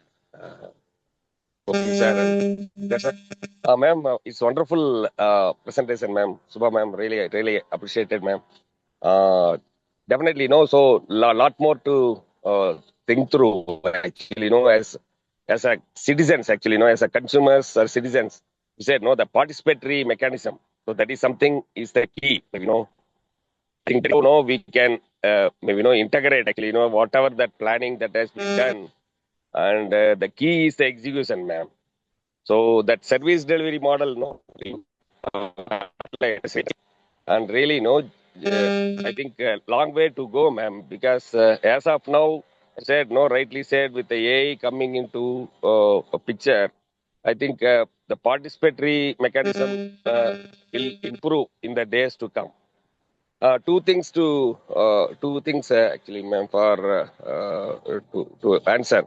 One actually from the village panchayat level, ma'am. So as you said, actually, in the rural maybe development. So this we got some interesting case studies actually, in our area in Pollachi, that's in Coimbatore district, ma'am. So there are a lot of as you said, actually, that water conservation is the key. Okay. But that is only at that Gram Panchayat level. Okay, so they have that ponds, maybe Kolam Kuttai, Keni, இதெல்லாம் சொல்லுவாங்க மர பராமரிப்பு சொல்லுவாங்க இல்லைங்களா so those things were all wonderfully done actually in the earlier generation, but it has been missing these days actually because of several factors we all know. So the village panchayat is not being provided with proper autonomy, so they are unable to they are not getting the right budget, so they are unable to maintain the bodies actually in the water bodies. Okay, but that is one point. But the other one is that the distribution system, the water distribution system, as we had clearly pointed out. So I think Jal Jeevan, maybe that the central government and the state government, they are working really fantastically using the whatever the available technologies. So and now with the IoT coming in picture, maybe we can pinpoint actually we can pinpoint where there is any area. So how this participatory mechanism in that service delivery in the model, how the village panchayat people or the taluk or at the district level how they can play a vital role actually in managing the water bodies actually and then the water that has been distributed through the canals. Here in our case, it comes actually PAP that goes up to maybe Kangayam, almost 100 kilometers. okay, distribution system. These are all serving actually, all the actually, around these two districts, Coimbatore and Tirupur district, ma'am. But we see lot of leakages happening, water leakage is happening. Then I think that improper maybe the distribution of water, the water. So how using the GIS mapping and as you said, no, ma'am. So in that particular maybe for the village side, based on the GIS mapping, geotagging, how many acres of maybe irrigation required. So how we are actually doing the math actually at that planning stage. So yes, we have that water body coming from Paramikulam. It's from the Kerala, and then we got a long tussle between Tamil Nadu and Kerala, as we all know, and it's all political in nature. As you said, we got brilliant engineers actually, managing the department, but they are being handcuffed. So that is what our sincere understanding, ma'am. So otherwise, whatever the water that is coming out from the source, if it is been properly managed and distributed, with the right spirit, so definitely the farmers know that farmlands can be irrigated more efficiently than in the current system. So they must be given more autonomy for these executive engineers, to render their services. There should not be any political pressures. So you mean you understand what I mean. So it's all a governance mechanism and accountability. The accountability is the key, and the e-governance is the key, ma'am. So everything today, as you said, ma'am, this all can be completely it can be monitored in the real time using whatever you explained it beautifully, using that our sensor based IoT based gauges, the pressure gauges, valves, everything today is very advanced. To the last you can last one cubic liter of water, you can measure actually. That much of accuracy has been developed by the years. So but only thing is கடைக்கோடி அந்த farmers வந்து பாத்தீங்கன்னா or other industries, agrotech industries or other industries, which they want to use. So அவங்களுக்கு வந்து ப்ராப்பரா அவங்களுக்கு தண்ணி வந்து அவங்களுக்கு ப்ராப்பர் அவங்க குவான்டிட்டி போய் சேரணும். அதே மாதிரி ஃபார்மிங் பண்றவங்களுக்கும் சேரணும். So there must be a mechanism, control mechanism. How much அது பிளானிங் ஸ்டேஜ்ல இருந்து இருக்கணும். பிளானிங் ஸ்டேஜ்ல இருந்து they must incorporate and it has to flow down so that நீங்க வில்லேஜ் பஞ்சாயத்து லெவல்ல இருக்கிற வாட்டர்மேன், ஸோ அந்த வாட்டர்மேன் சொல்லுவாங்க இல்லைங்களா, ஐ திங்க் அவங்க வந்து பாத்தீங்கன்னா they must be trained, so they must be trained and they must implement it. So அதெல்லாம் இன்னைக்கு எல்லாம் ஐஓடி வந்ததுனால இன்னைக்கு நிறைய ஏஐ பேஸ்ட் இது வரதுனால இன்னைக்கு சினாரியோ பேஸ்ட் நீங்க சொல்றீங்க. ஸோ அந்த சம்மர் சீசன்ல எப்படி வாட்டர் ஸ்கேர்சிட்டி இருக்கும், ஸோ அப்போ வந்து நிறைய தண்ணி தேவைப்படும், அண்ட் ரெய்னி சீசன்ல கம்மியா இருக்கும். So the capacity planning it differs between the seasons இல்லைங்களா மேடம். ஸோ இதெல்லாம் வந்துங்க we need a participatory mechanism so that whatever the planning done at the top or maybe நீங்க சொன்னீங்க it must be a combination of both. கரெக்டா சொன்னீங்க madam. So how this இது வந்து participatory mechanism of the service delivery model has to be properly administered. So அதுக்கெல்லாம் ஏதாச்சும் app மாதிரி இருந்துச்சுன்னா so public can participate. So அவங்க பிளானிங் ஸ்டேஜில் இருந்து they can be in that picture. So they can give suggestions for their specific area. So that அதையெல்லாம் கலெக்டிவாக எடுத்துட்டு so அதுக்கு தகுந்த மாதிரி நம்ம we can do that distribution, water distribution. So இது ஒண்ணுங்க. அப்புறம் next question for the urban planning wonderfully said, the smart city இன்னைக்கு வந்து பாத்தீங்கன்னா அந்த participation is the key actually. அதுல ரொம்ப கம்மியா இருக்காங்கன்னு சொன்னீங்க. So very true. அந்த அவேர்னஸ் கிடையாது மேடம். பட் இப்போ வந்து சோசியல் மீடியா எல்லாம் வந்ததுனால you can conduct lot of நீங்க சொல்ற அந்த வீடியோ செஷன்ஸ் போட்டுங்க. ஸோ இந்த மாதிரி ஈவெண்ட்ஸ் எல்லாம் வந்து பிளான் 1 month முன்னாடியே பிளான் பண்ணும்போது so we can have that webinar கான அந்த ஒரு ப்ரிவியூஸ் மாதிரி கொடுத்துங்க. there is a citizen charter for rural எப்படி 5% ஒரு பவர் இருக்க மாதிரி urban area we have. that is something I advocate vocally up to the PMO office actually. Madam இது வந்து சிட்டிசன் சார்ட்டர் வந்து ரெஜிஸ்டர்ட் பாடி. So any corporations bigger cities, so the people, the like-minded people, NGOs, so they can form a core team and then they can register a body, and அவங்க வந்து they can sit as an opposition party, state government officials and our project launch பண்றாங்கன்னா they can counter it. So with all the collective inputs from the all the citizens, so they can represent, they can be the true representatives of the common Aam Aadmi ma'am.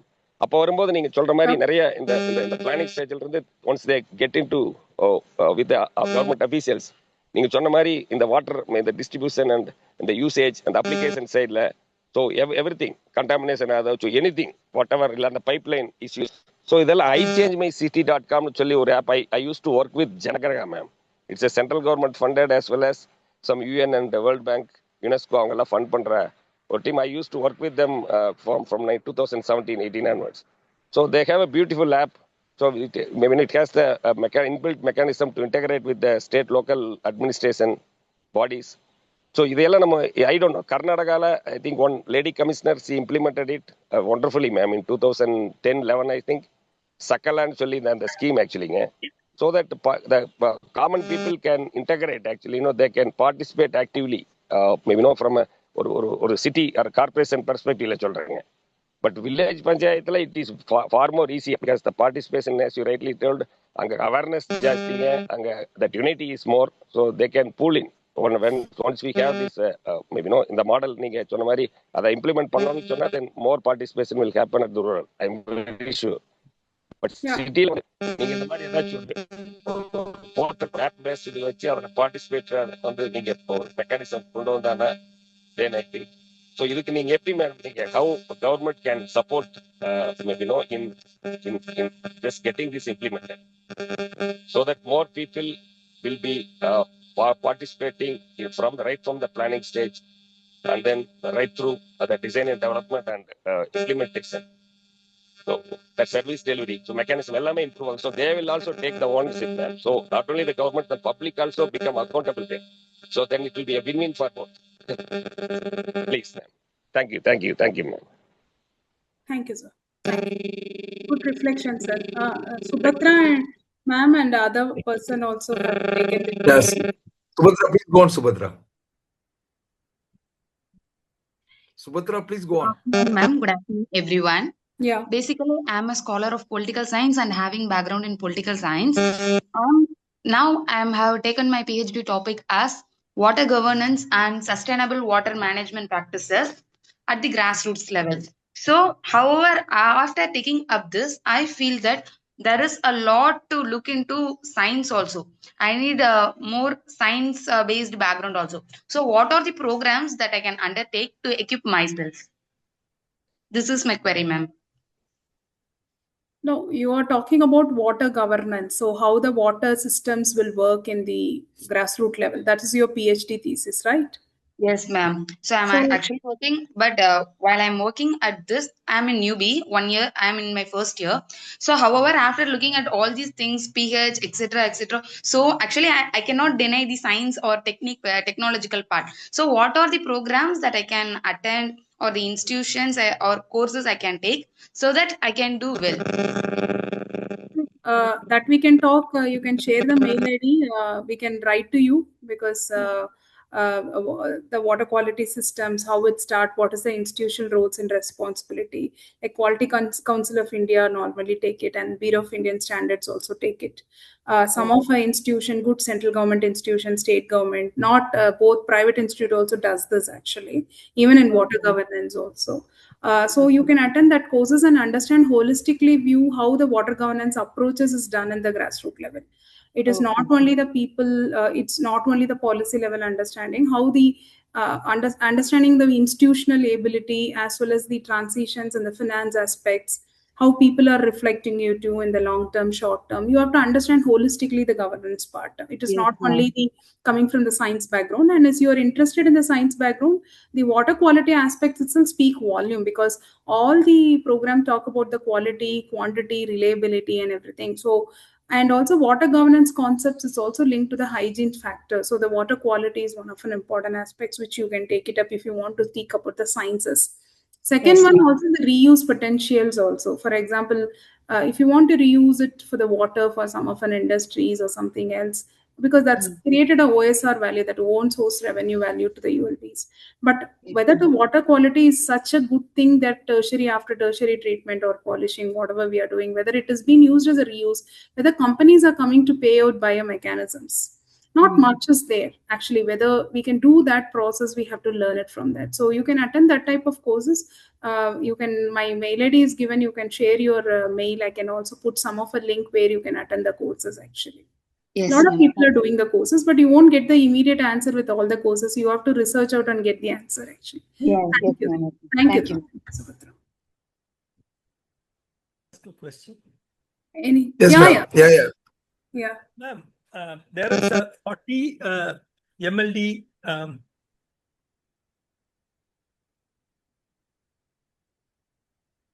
Which we lost you. Yeah. Which we lost you.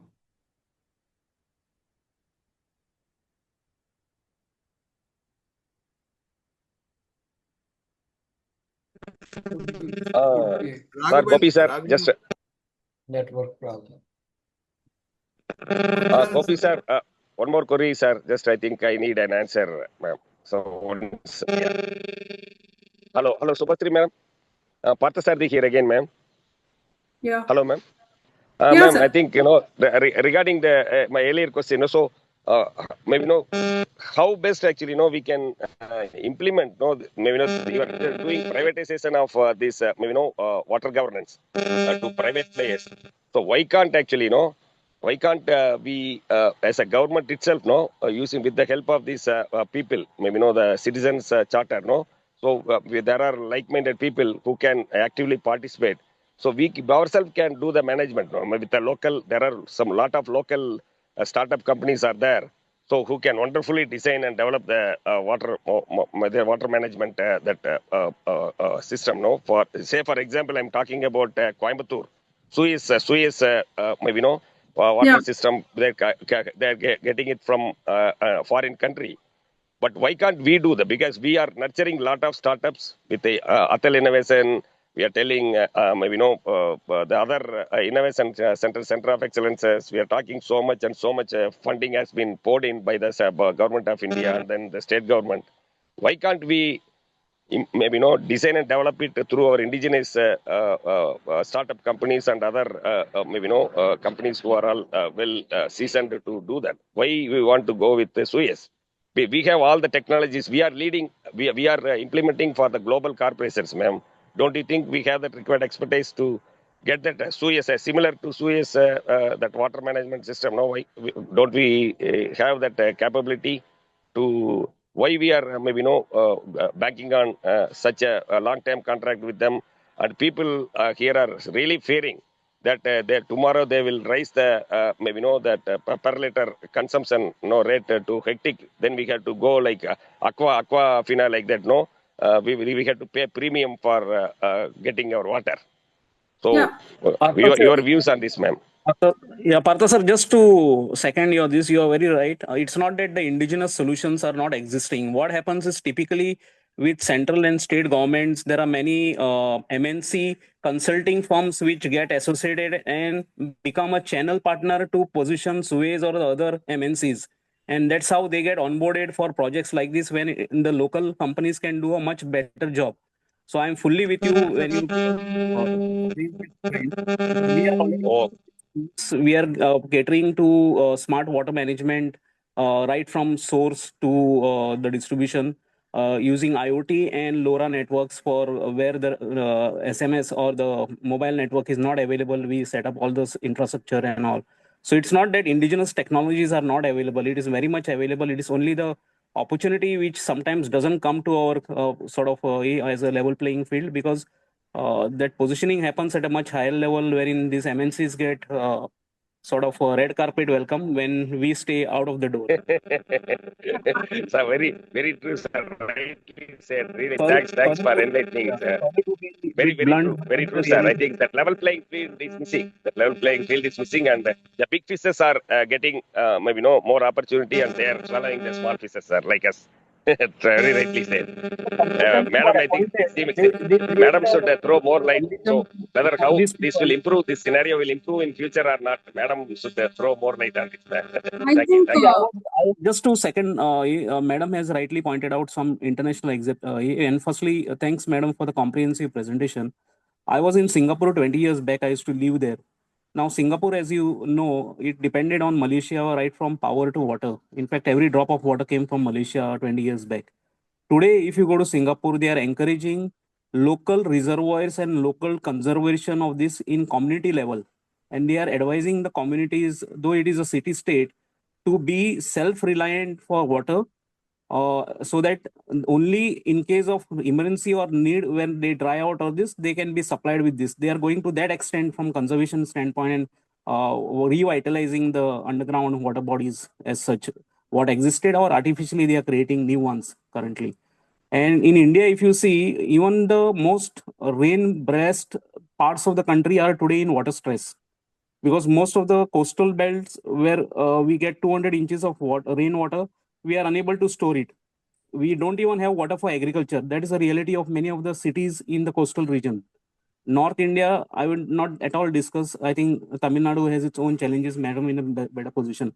But the reality of water stress conditions and water contamination and all the matters which ma'am has rightly highlighted is an alarming situation in the country today.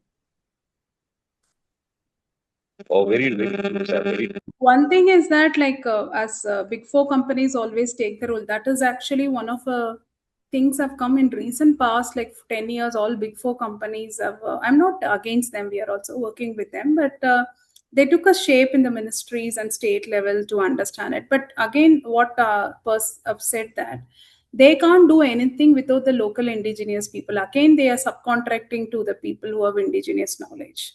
They can't have 80 people who can talk, somebody coming from Jharkhand and working for Tamil Nadu in their systems, because until we doesn't know the system, it's easy to call us and water experts, but we don't know what is the system is exactly working in the indigenous system. Somewhat state government has to take this idea to, that's why this hackathon, all these are coming up, but it is not scaling down. And startup is also should look in a different way.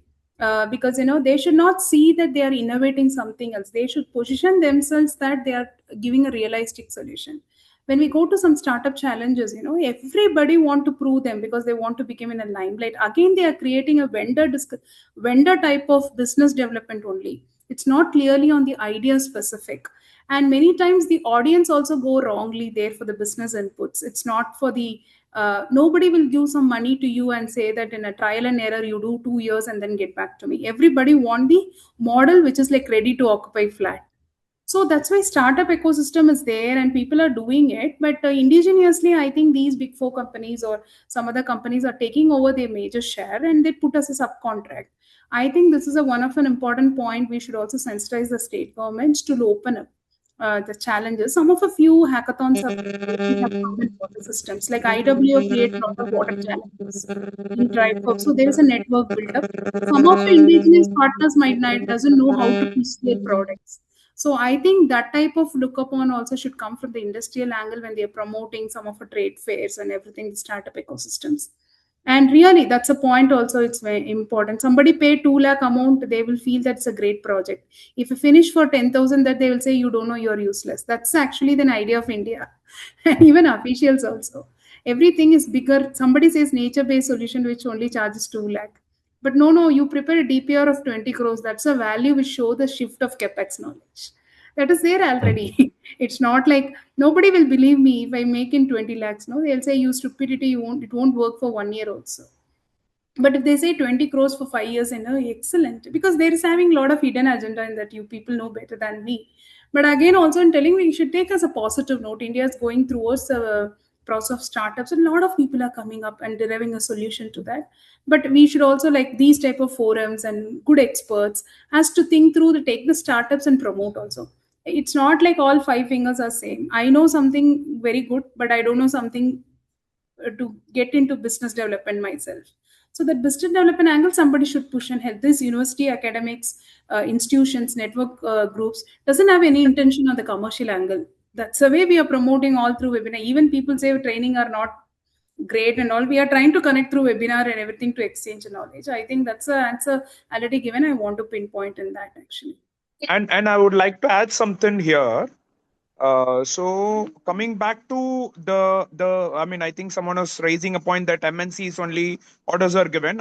What I would like to add here is, say, whatever resources which we have, if we could do like a trial, like the most pressing issue which we have, and to make heads turn, and also that could be replicated to other parts completely, because it's all about what is the concept, what is the success model, what is the fine tuning, and how it can be replicated effectively to what is that matters.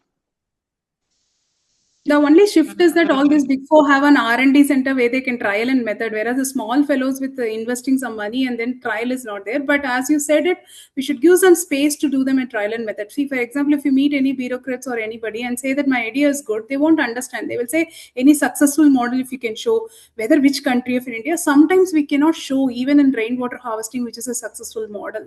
And but they will tell that we covered already 10 villages and everything. Probably it might worked or not worked.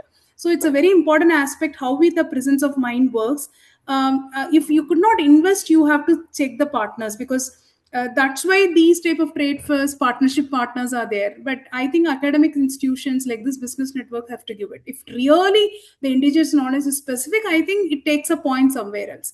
Even Big Four also want these type of things. They are looking the complex project into the 10 simple projects to give to send 10 people. So this 10 people should be our product also. Sometimes we cannot say that people are very clever to enter the business space. Somebody could not get a chance because their idea is good, but there cannot be any implementation. So people doesn't understand. Even for me also, sometimes when we go to talk to people to get the big project, they will say that, okay, everything is fine. You're telling all these trainings are good and everything. Can you show some of the feedback which is greatly implemented due to your interventions? Then I'll put my question mark. I cannot even show 5%. That is why it's very important to have that type. It is maybe in a CD or it may be an implementation. But now I felt that startup ecosystems are burnt like that. In Karnataka, I can see in Bangalore, whatever AI tutors you are seeing, all are made by these guys actually. And people are using IIT Madras is incubating the center from here actually. So I feel we have to give some systems. And one of our Durai Swami sir, you know better, IIM Bangalore as a separate startup incubator. There is a head there. You can write your ideas, whatever, and you can positions they are giving, because they also want something to learn and do the case. So they are giving some of a space there. You stay there and you can, whichever conference or whichever meeting they are producing here. How I know, when I went to write some O&M policy there, one of a disabled person who is developing a disabled digital learning into some of a sector has been given a space for 1 year to give his product. Disabled, they don't know, they will be dumb, they will be they can't see everything, but you are developing some systems for them in some of the spacecrafts. So how to do this? Disabled people cannot do the spacecraft program like that. So he developed that learning strategy. I think 1.5 year, 2 year, whenever I'm going somewhere to meeting, he will come and see and he will put a stall there. So I told how you can, they have given this, they liked my idea. So they have put the land to them and you can bring your systems and use it. I think some space, we could not, if I doesn't go to IIM Bangalore, I might have not known this technology. So I feel you select these things, and IIM Trichy is growing one. Kindly throw the incubation center something, because they also want, professors also want ideas from others people. We cannot generate every idea. I think Durai Swami sir, you can clarify, you give the like you give a connect to IIM Trichy and IIM, write to them and see that they are promoting like this. I have seen this as Sir was telling, Center for Excellence. Even for the Center for Excellence, they need some 10 techniques to come to their department. Otherwise, it doesn't work. Professor cannot do all research. Very rightly said, ma'am. Definitely, we have, I think we have to nurture these COEs, and maybe, the Atal Innovation Centers are there, and maybe, the Niti Aayog, is coming with a lot of practice areas. As you said, they can play around. But correct. Only thing all is these startups must be nurtured, actually. The question is that if I'm from IIT Madras and IIT Madras or Anna University or somebody else or some other college, the immediate impression that IIT Madras will do better than this. That's the impression always we get it. It's not like that. That is a very wrong notion. That is everybody knows it and everybody realizes it, sir. Then everybody should be first. Like all the inputs has to come from the premier institute, right? I'm not telling IIT, any for the matter. So somebody is doing also, small fellows who have been doing it. I think like you people should connect them into right people. That's why the conferences, the trade unions, the trade fairs and all should be meaningful to connect this actually. So that's why we Ma'am. are expecting. I can also throw something. If I see it somewhere else like that, I'll ping you or I'll send to Gopi sir some incubation nurturing, because this is the way it is Please. happening. Thank you, sir. Please share with us, madam. Please, ma'am. This one once Because this is again. something we are Yeah, and Yeah. we are I working think on we that should smart take a- tribal farming. Yeah, sir. Yeah, Ravichandran sir, please go on, sir. Ravichandran sir, please go on. Yes, madam, we should take a cue from the defense indigenization program. When forefront technology industries like defense can take the help of startups and the talent that is available in the country for a important critical infrastructure sector like water, electricity, why should we depend unnecessarily on foreign agencies just because and more importantly, these people do not present their failure cases. They only present the star cases, one or two things, and the failures they will not sort of highlight.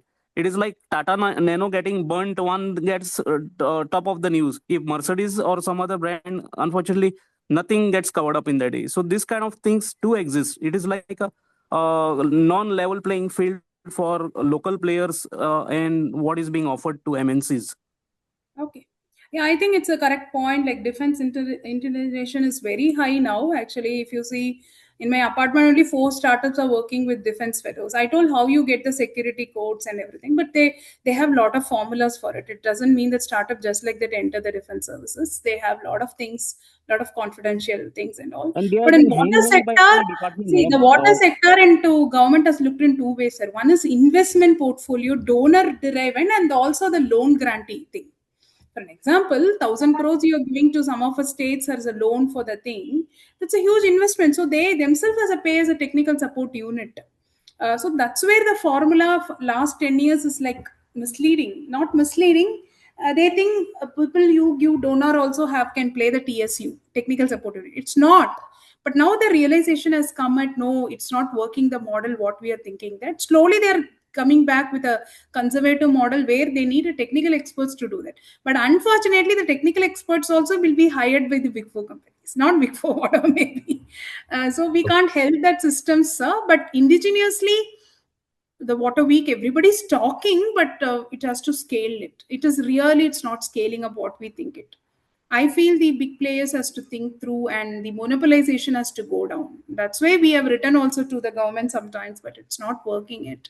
I'm not the decision maker at that time. We can only submit the reports, but we'll see how these guys are taking. But some states have taken that in a for Odisha. These guys have been taken in a very spiritual, like very high level of motivations to carry the indigenous systems. Because for them to show to the government, due to this, I have decreased 75% of my cost. Any government, if you see the scheme that I'm saving some money, they'll see it's a beautiful scheme. So we have to always direct towards the financial aspect of this, which I learned it from these guys. Actually, it's not like it's not a merit completely. We should also think on the financial negotiations, how we put project. Second thing, we are not good at presentations. Like we are not good at the documentation. We are not good at the data driven significance. Even if you go now and ask ULB these of a question, they don't have a data. Whereas some other fellows can make the data analytics. Where that's why I'm telling skilling is very important when we are transforming in the digital transformation now, even for engineers.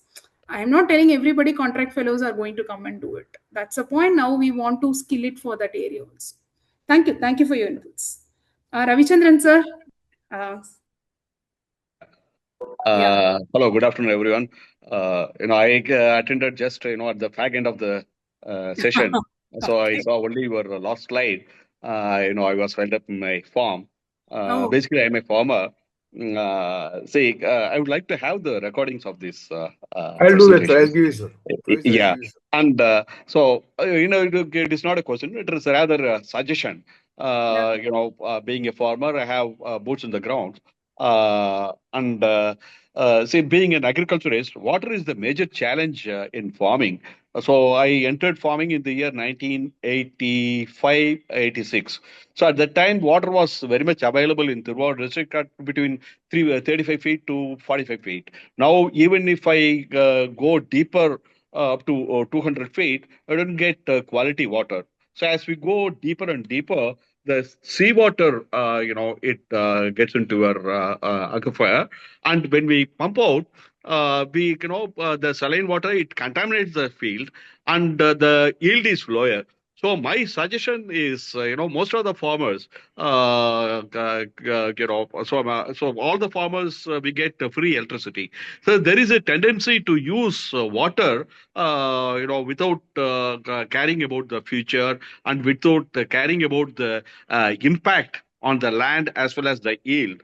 So I feel, so rainwater harvesting for those who are using the free electricity must be made mandatory. It is a very tough political decision. I wish such rainwater harvest, mandatory requirement should be imposed, and rather like carbon credit. So we need to have water conservation credit. So I have installed rainwater harvesting system in my defunct borewells and recharge the runoff water into the aquifer. So for which, if we are there is some kind of incentive by way of say water conservation credit, like something like carbon credit, that would really encourage other farmers also to adopt this rainwater harvesting system in their farms.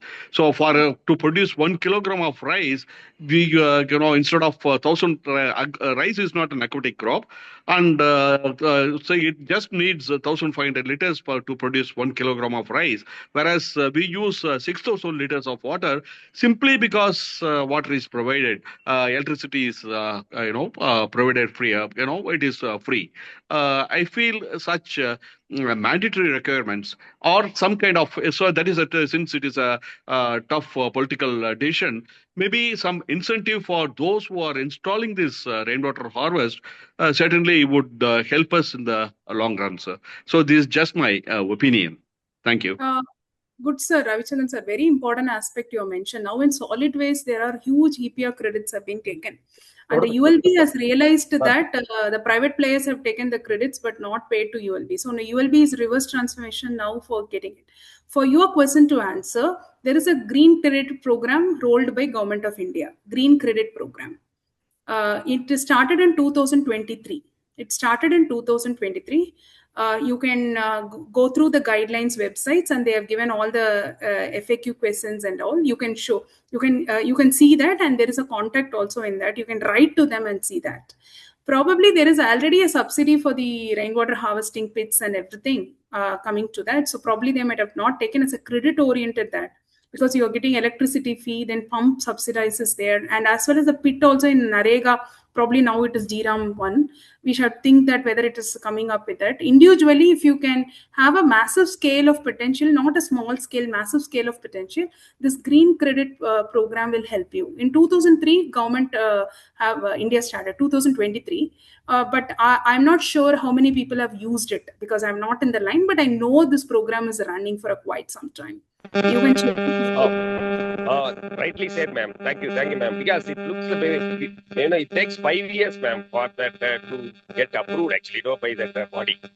So that is what actually, So once we register, with that official body, so it takes 5 years for them to monitor and and then do auditing. Then only they will approve our application. So let it be, sir. But now, since now government itself is promoting the market credit worthiness and everything through the Urban Challenge Fund.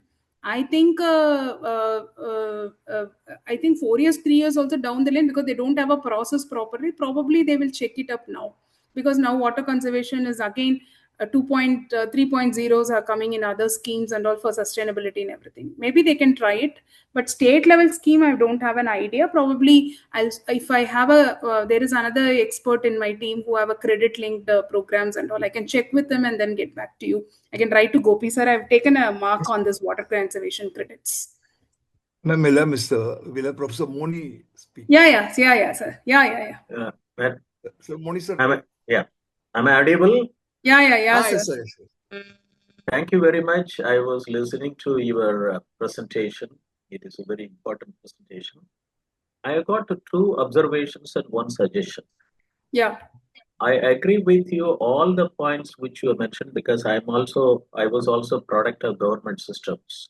I worked in informatics and e-governance section. I advised integrated water resource management systems way back in 2002. Yeah. With Central Water Commission as well as Central Groundwater Authorities. But at that time, when we raised, we didn't have technology tools. And even 2002, I conducted an international conference on sustainable agricultural resources development and water resources development. And today, with all the tools and so many other things which are available now, with so much World Bank projects and so many other things, but nobody looks at integrated water resources management system. It is a reality.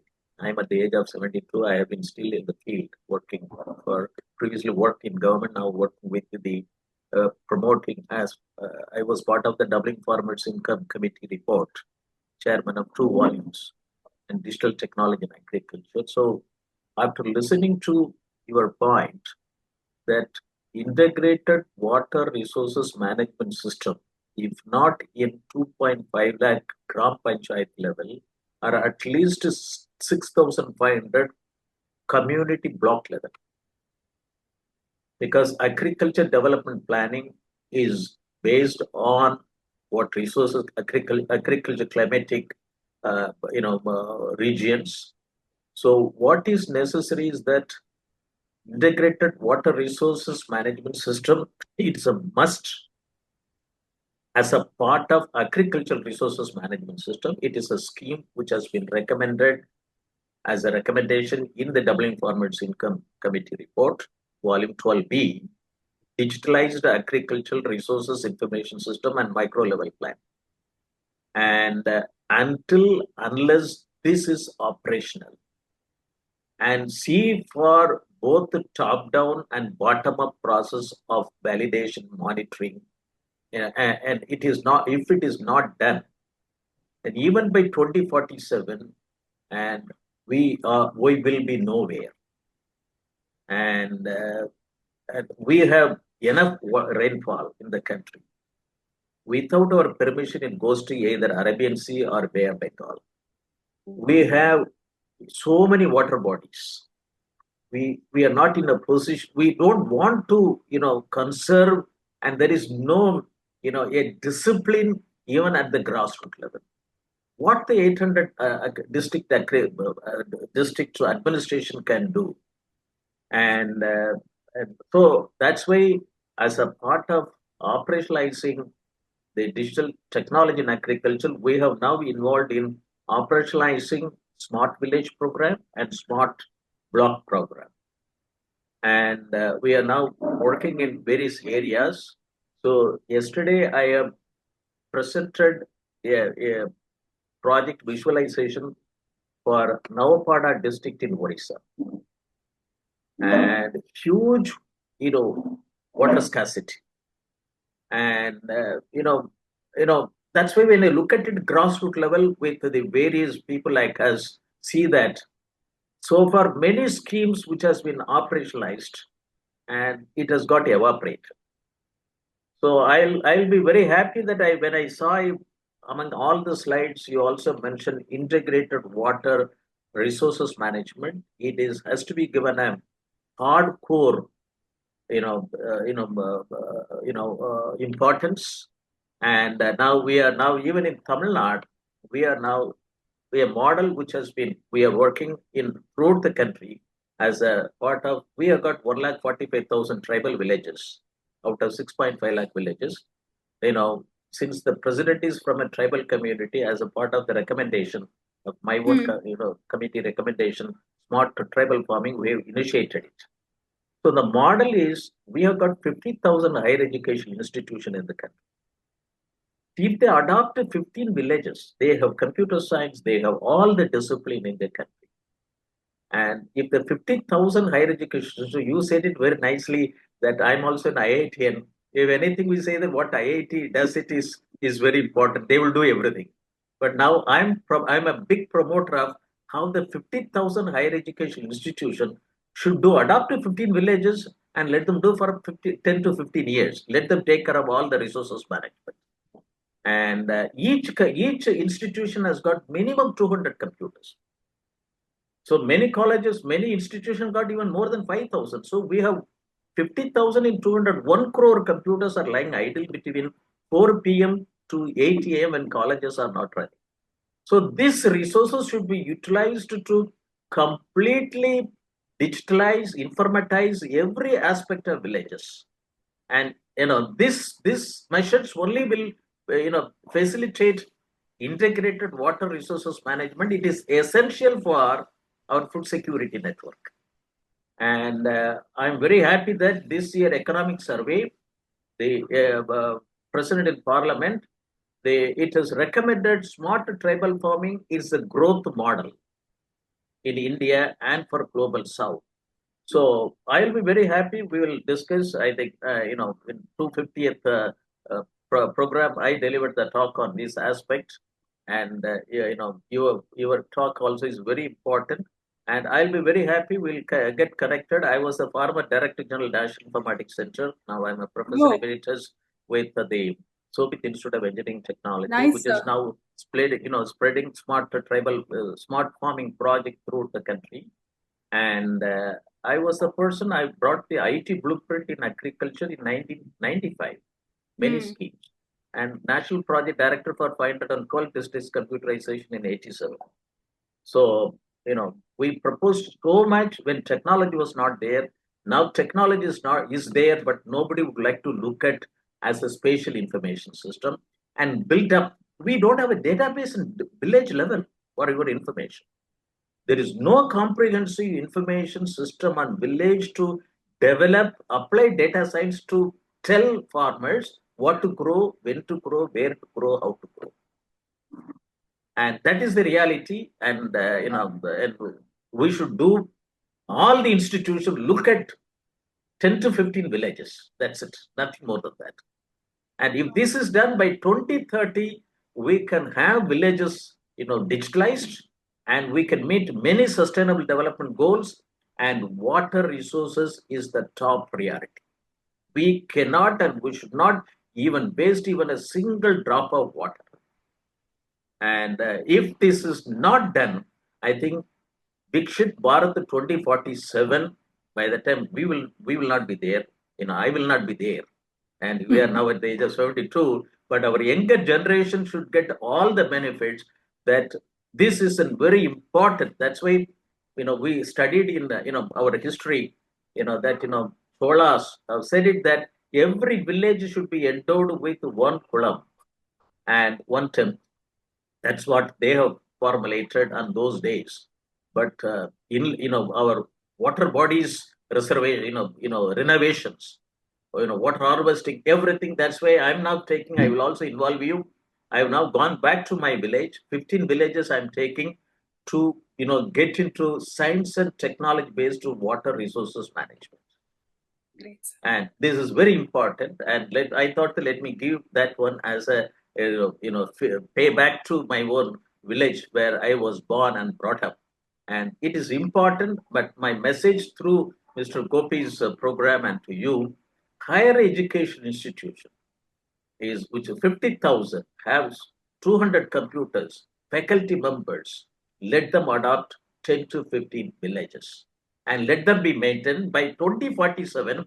All the district administration should go to these colleges for any feedback mechanisms. And that's how it is a need-based systems development. And now today is top-down schemes. And for example, 100 district agriculture district program aspirational, 36 schemes, 11 ministries, 24,800 crores has to be monitored. Still, it has to be done by the bureaucracy. And I have been watching that, at the grassroots level, farmers do not even know. You also said it in some of the, your slides. Farmers do not know what all these aspirational agriculture, aspirational block, aspirational districts. And so now it is our responsibility to see to that how each scheme gets implemented and people get it and mechanism and this 50,000 higher education institution and NGO. This is called, I have made it as quintuple helix model.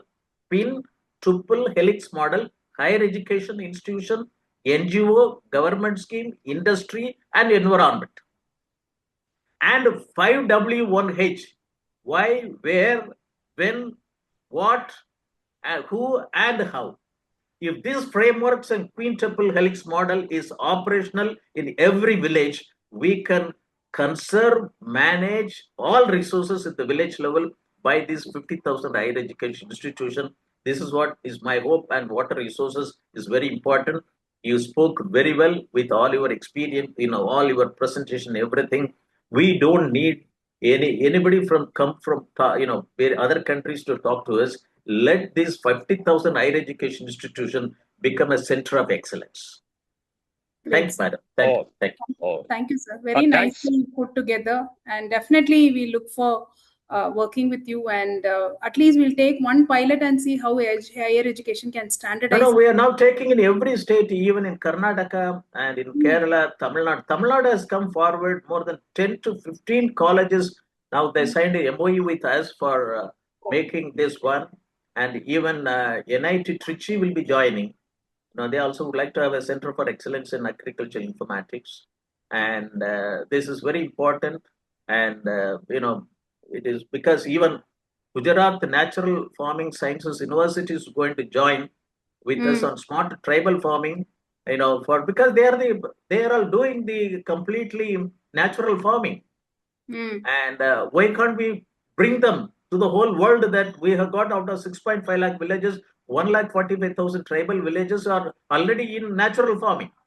So they have not gone to chemical farming, but the government doesn't have the willingness to propagate.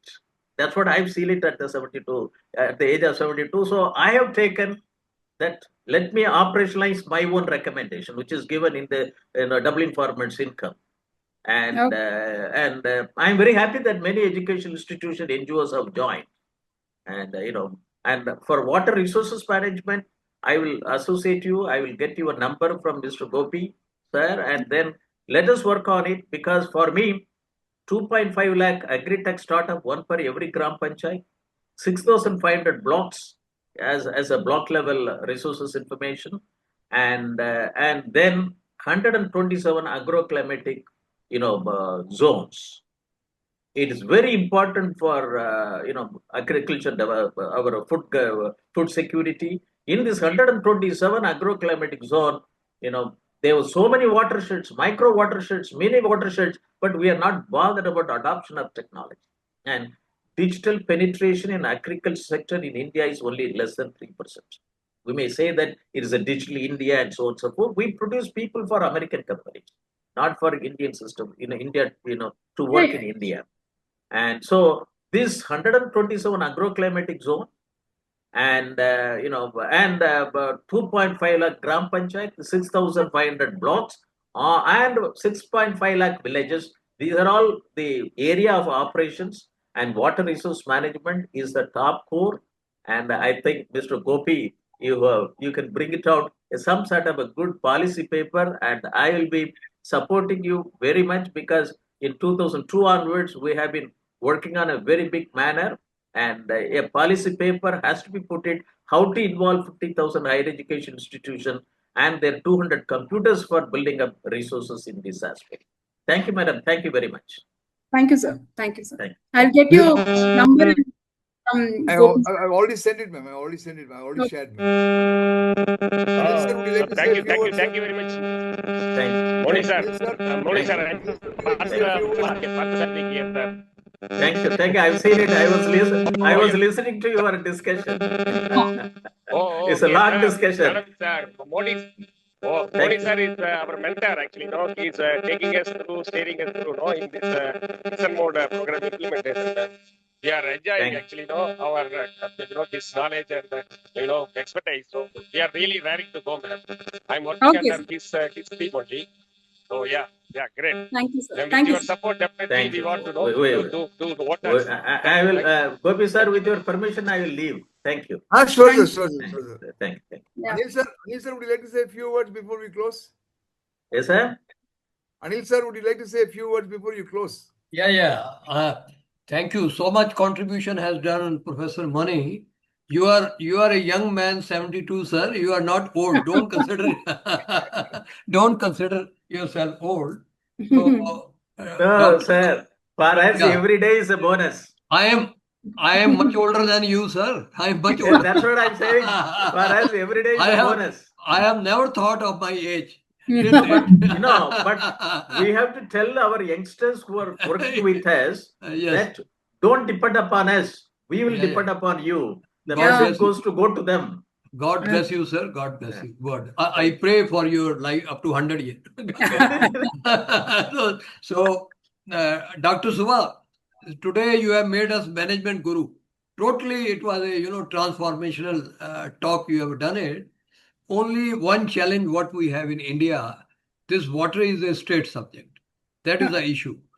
Because center has very limited role so far as water is concerned, and Professor Mani, he knows so many central government schemes in CWC, when they are made also and they are obstructed by the state government because of, so if in one state the political parties are not the same, because of the political differences, that is the crust of the problem in our country. So, One minute. Yes, this sir. is we have to overcome the Yes, political tamasha with respect to water resources is concerned in the country. And that's why you said it very nicely that water is a state subject. It's very nice that, but we cannot allow farmers to be taken into task because of water problems. Yes. And that's why inland water management is doesn't get into central government, and we have to do that. Yes, and agree. Whether, and that's why I'm now complete. I have been repeatedly telling 50,000 higher education institution and 15 villages. Right. And state government cannot come with respect to what we do with respect to inland water management. Once we do that, they will realize it. Then this is inter state water management will come once we say that all the inland water bodies within the state boundary are completely science and technology managed. I think, but this is a caution. We should always see that water is a state subject, but how to overcome. Our Jen said youngsters will overcome, and but through this call, Mr. Gopi said that. Yes, sir. Goswami, Anil Goswami said voice is very important. Water is a state subject. How maximum we should see so that it is not a political statement. That's my point of intervention. You are right, sir. Just to keep the peace in the country. We are being denied, huge water is being wasted going to sea. You see, in most of the northern rivers, they are going to Pakistan. And Punjab and Haryana dispute, Punjab doesn't want to give water to Haryana. And in most of the time, it is going because the topography is such, all the rivers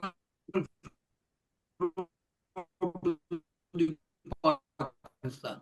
So that is a huge water is not being utilized, but it is being wasted. So you are right. If we are able to tackle these things, because of the law is so, our act are such that still, unless we change, and now we cannot change, because unless 3/4 majority somebody has, and like police, like this water is also, it is given to the central government, coordination would be better. This is one thing. So, Madam Subha, can you please explain me what is pedagogy? Pedagogy. Yes, pedagogy. Just in a simple pedagogy. way. What you teach, how you will understand. It's a method of teaching. Method of teaching. We always say, you always teach anybody or give the information as if you are giving to 6-year-old boy. If 6-year-old person can understand, then everybody will understand. Thank you so much. I am really blessed to listen to this talk. Thank you, sir. Thank you, Professor Mani. God bless you. I think, Gopi sir, Yes, what sir. you do is now, like we have now, working on that, various verticals involving, the various scientists, like for integrated farm health management. We'll also sir. will have a group on integrated water resources management. Yes, sir. And let us make it that we'll also get I was also involved in World Bank project for water resources with so worked along with the Central Water Commission and Central Groundwater Board when I was the deputy director in NIC. But it is very important, and let us in this under the smart tribal farming and smart farming project that we will give a strong component on integrated water resources management, and let us put up such Professor Dr. Subhaji, Subha. and let us make very good project proposals to various government agencies under smart farming project, that is digitalized integrated agricultural resources management system and integrated land and water management system. 2 recommendations are there out of 7 mission programs. And let us give as let us work on it, with your institutions and my institution and many other bodies, that there are so much people, our various faculty members and various other institutions, they're all having it. We should tap it. But integrated water resources management, I think today with the presentation, I have captured all your screens for me to go through it, and and let us work on it, because resources modeling is very important with the GIS technology, drone mapping, remote sensing mapping. We have to help our farmers with the 2 acres of land, what to grow when and how to grow. If this are able to do that for individual farmers, I think we have done it. And this is what we should do, that if this is if we are to do that, we cannot do with the 815 district administration, but we have to do with the 50,000 higher education institution and NGOs working at the grassroots level, and cooperative societies and self-help group. We have got 9 crores self-help group in the country, and more than 6.5 lakh NGOs, and everybody is supposed to converge, work for convergence.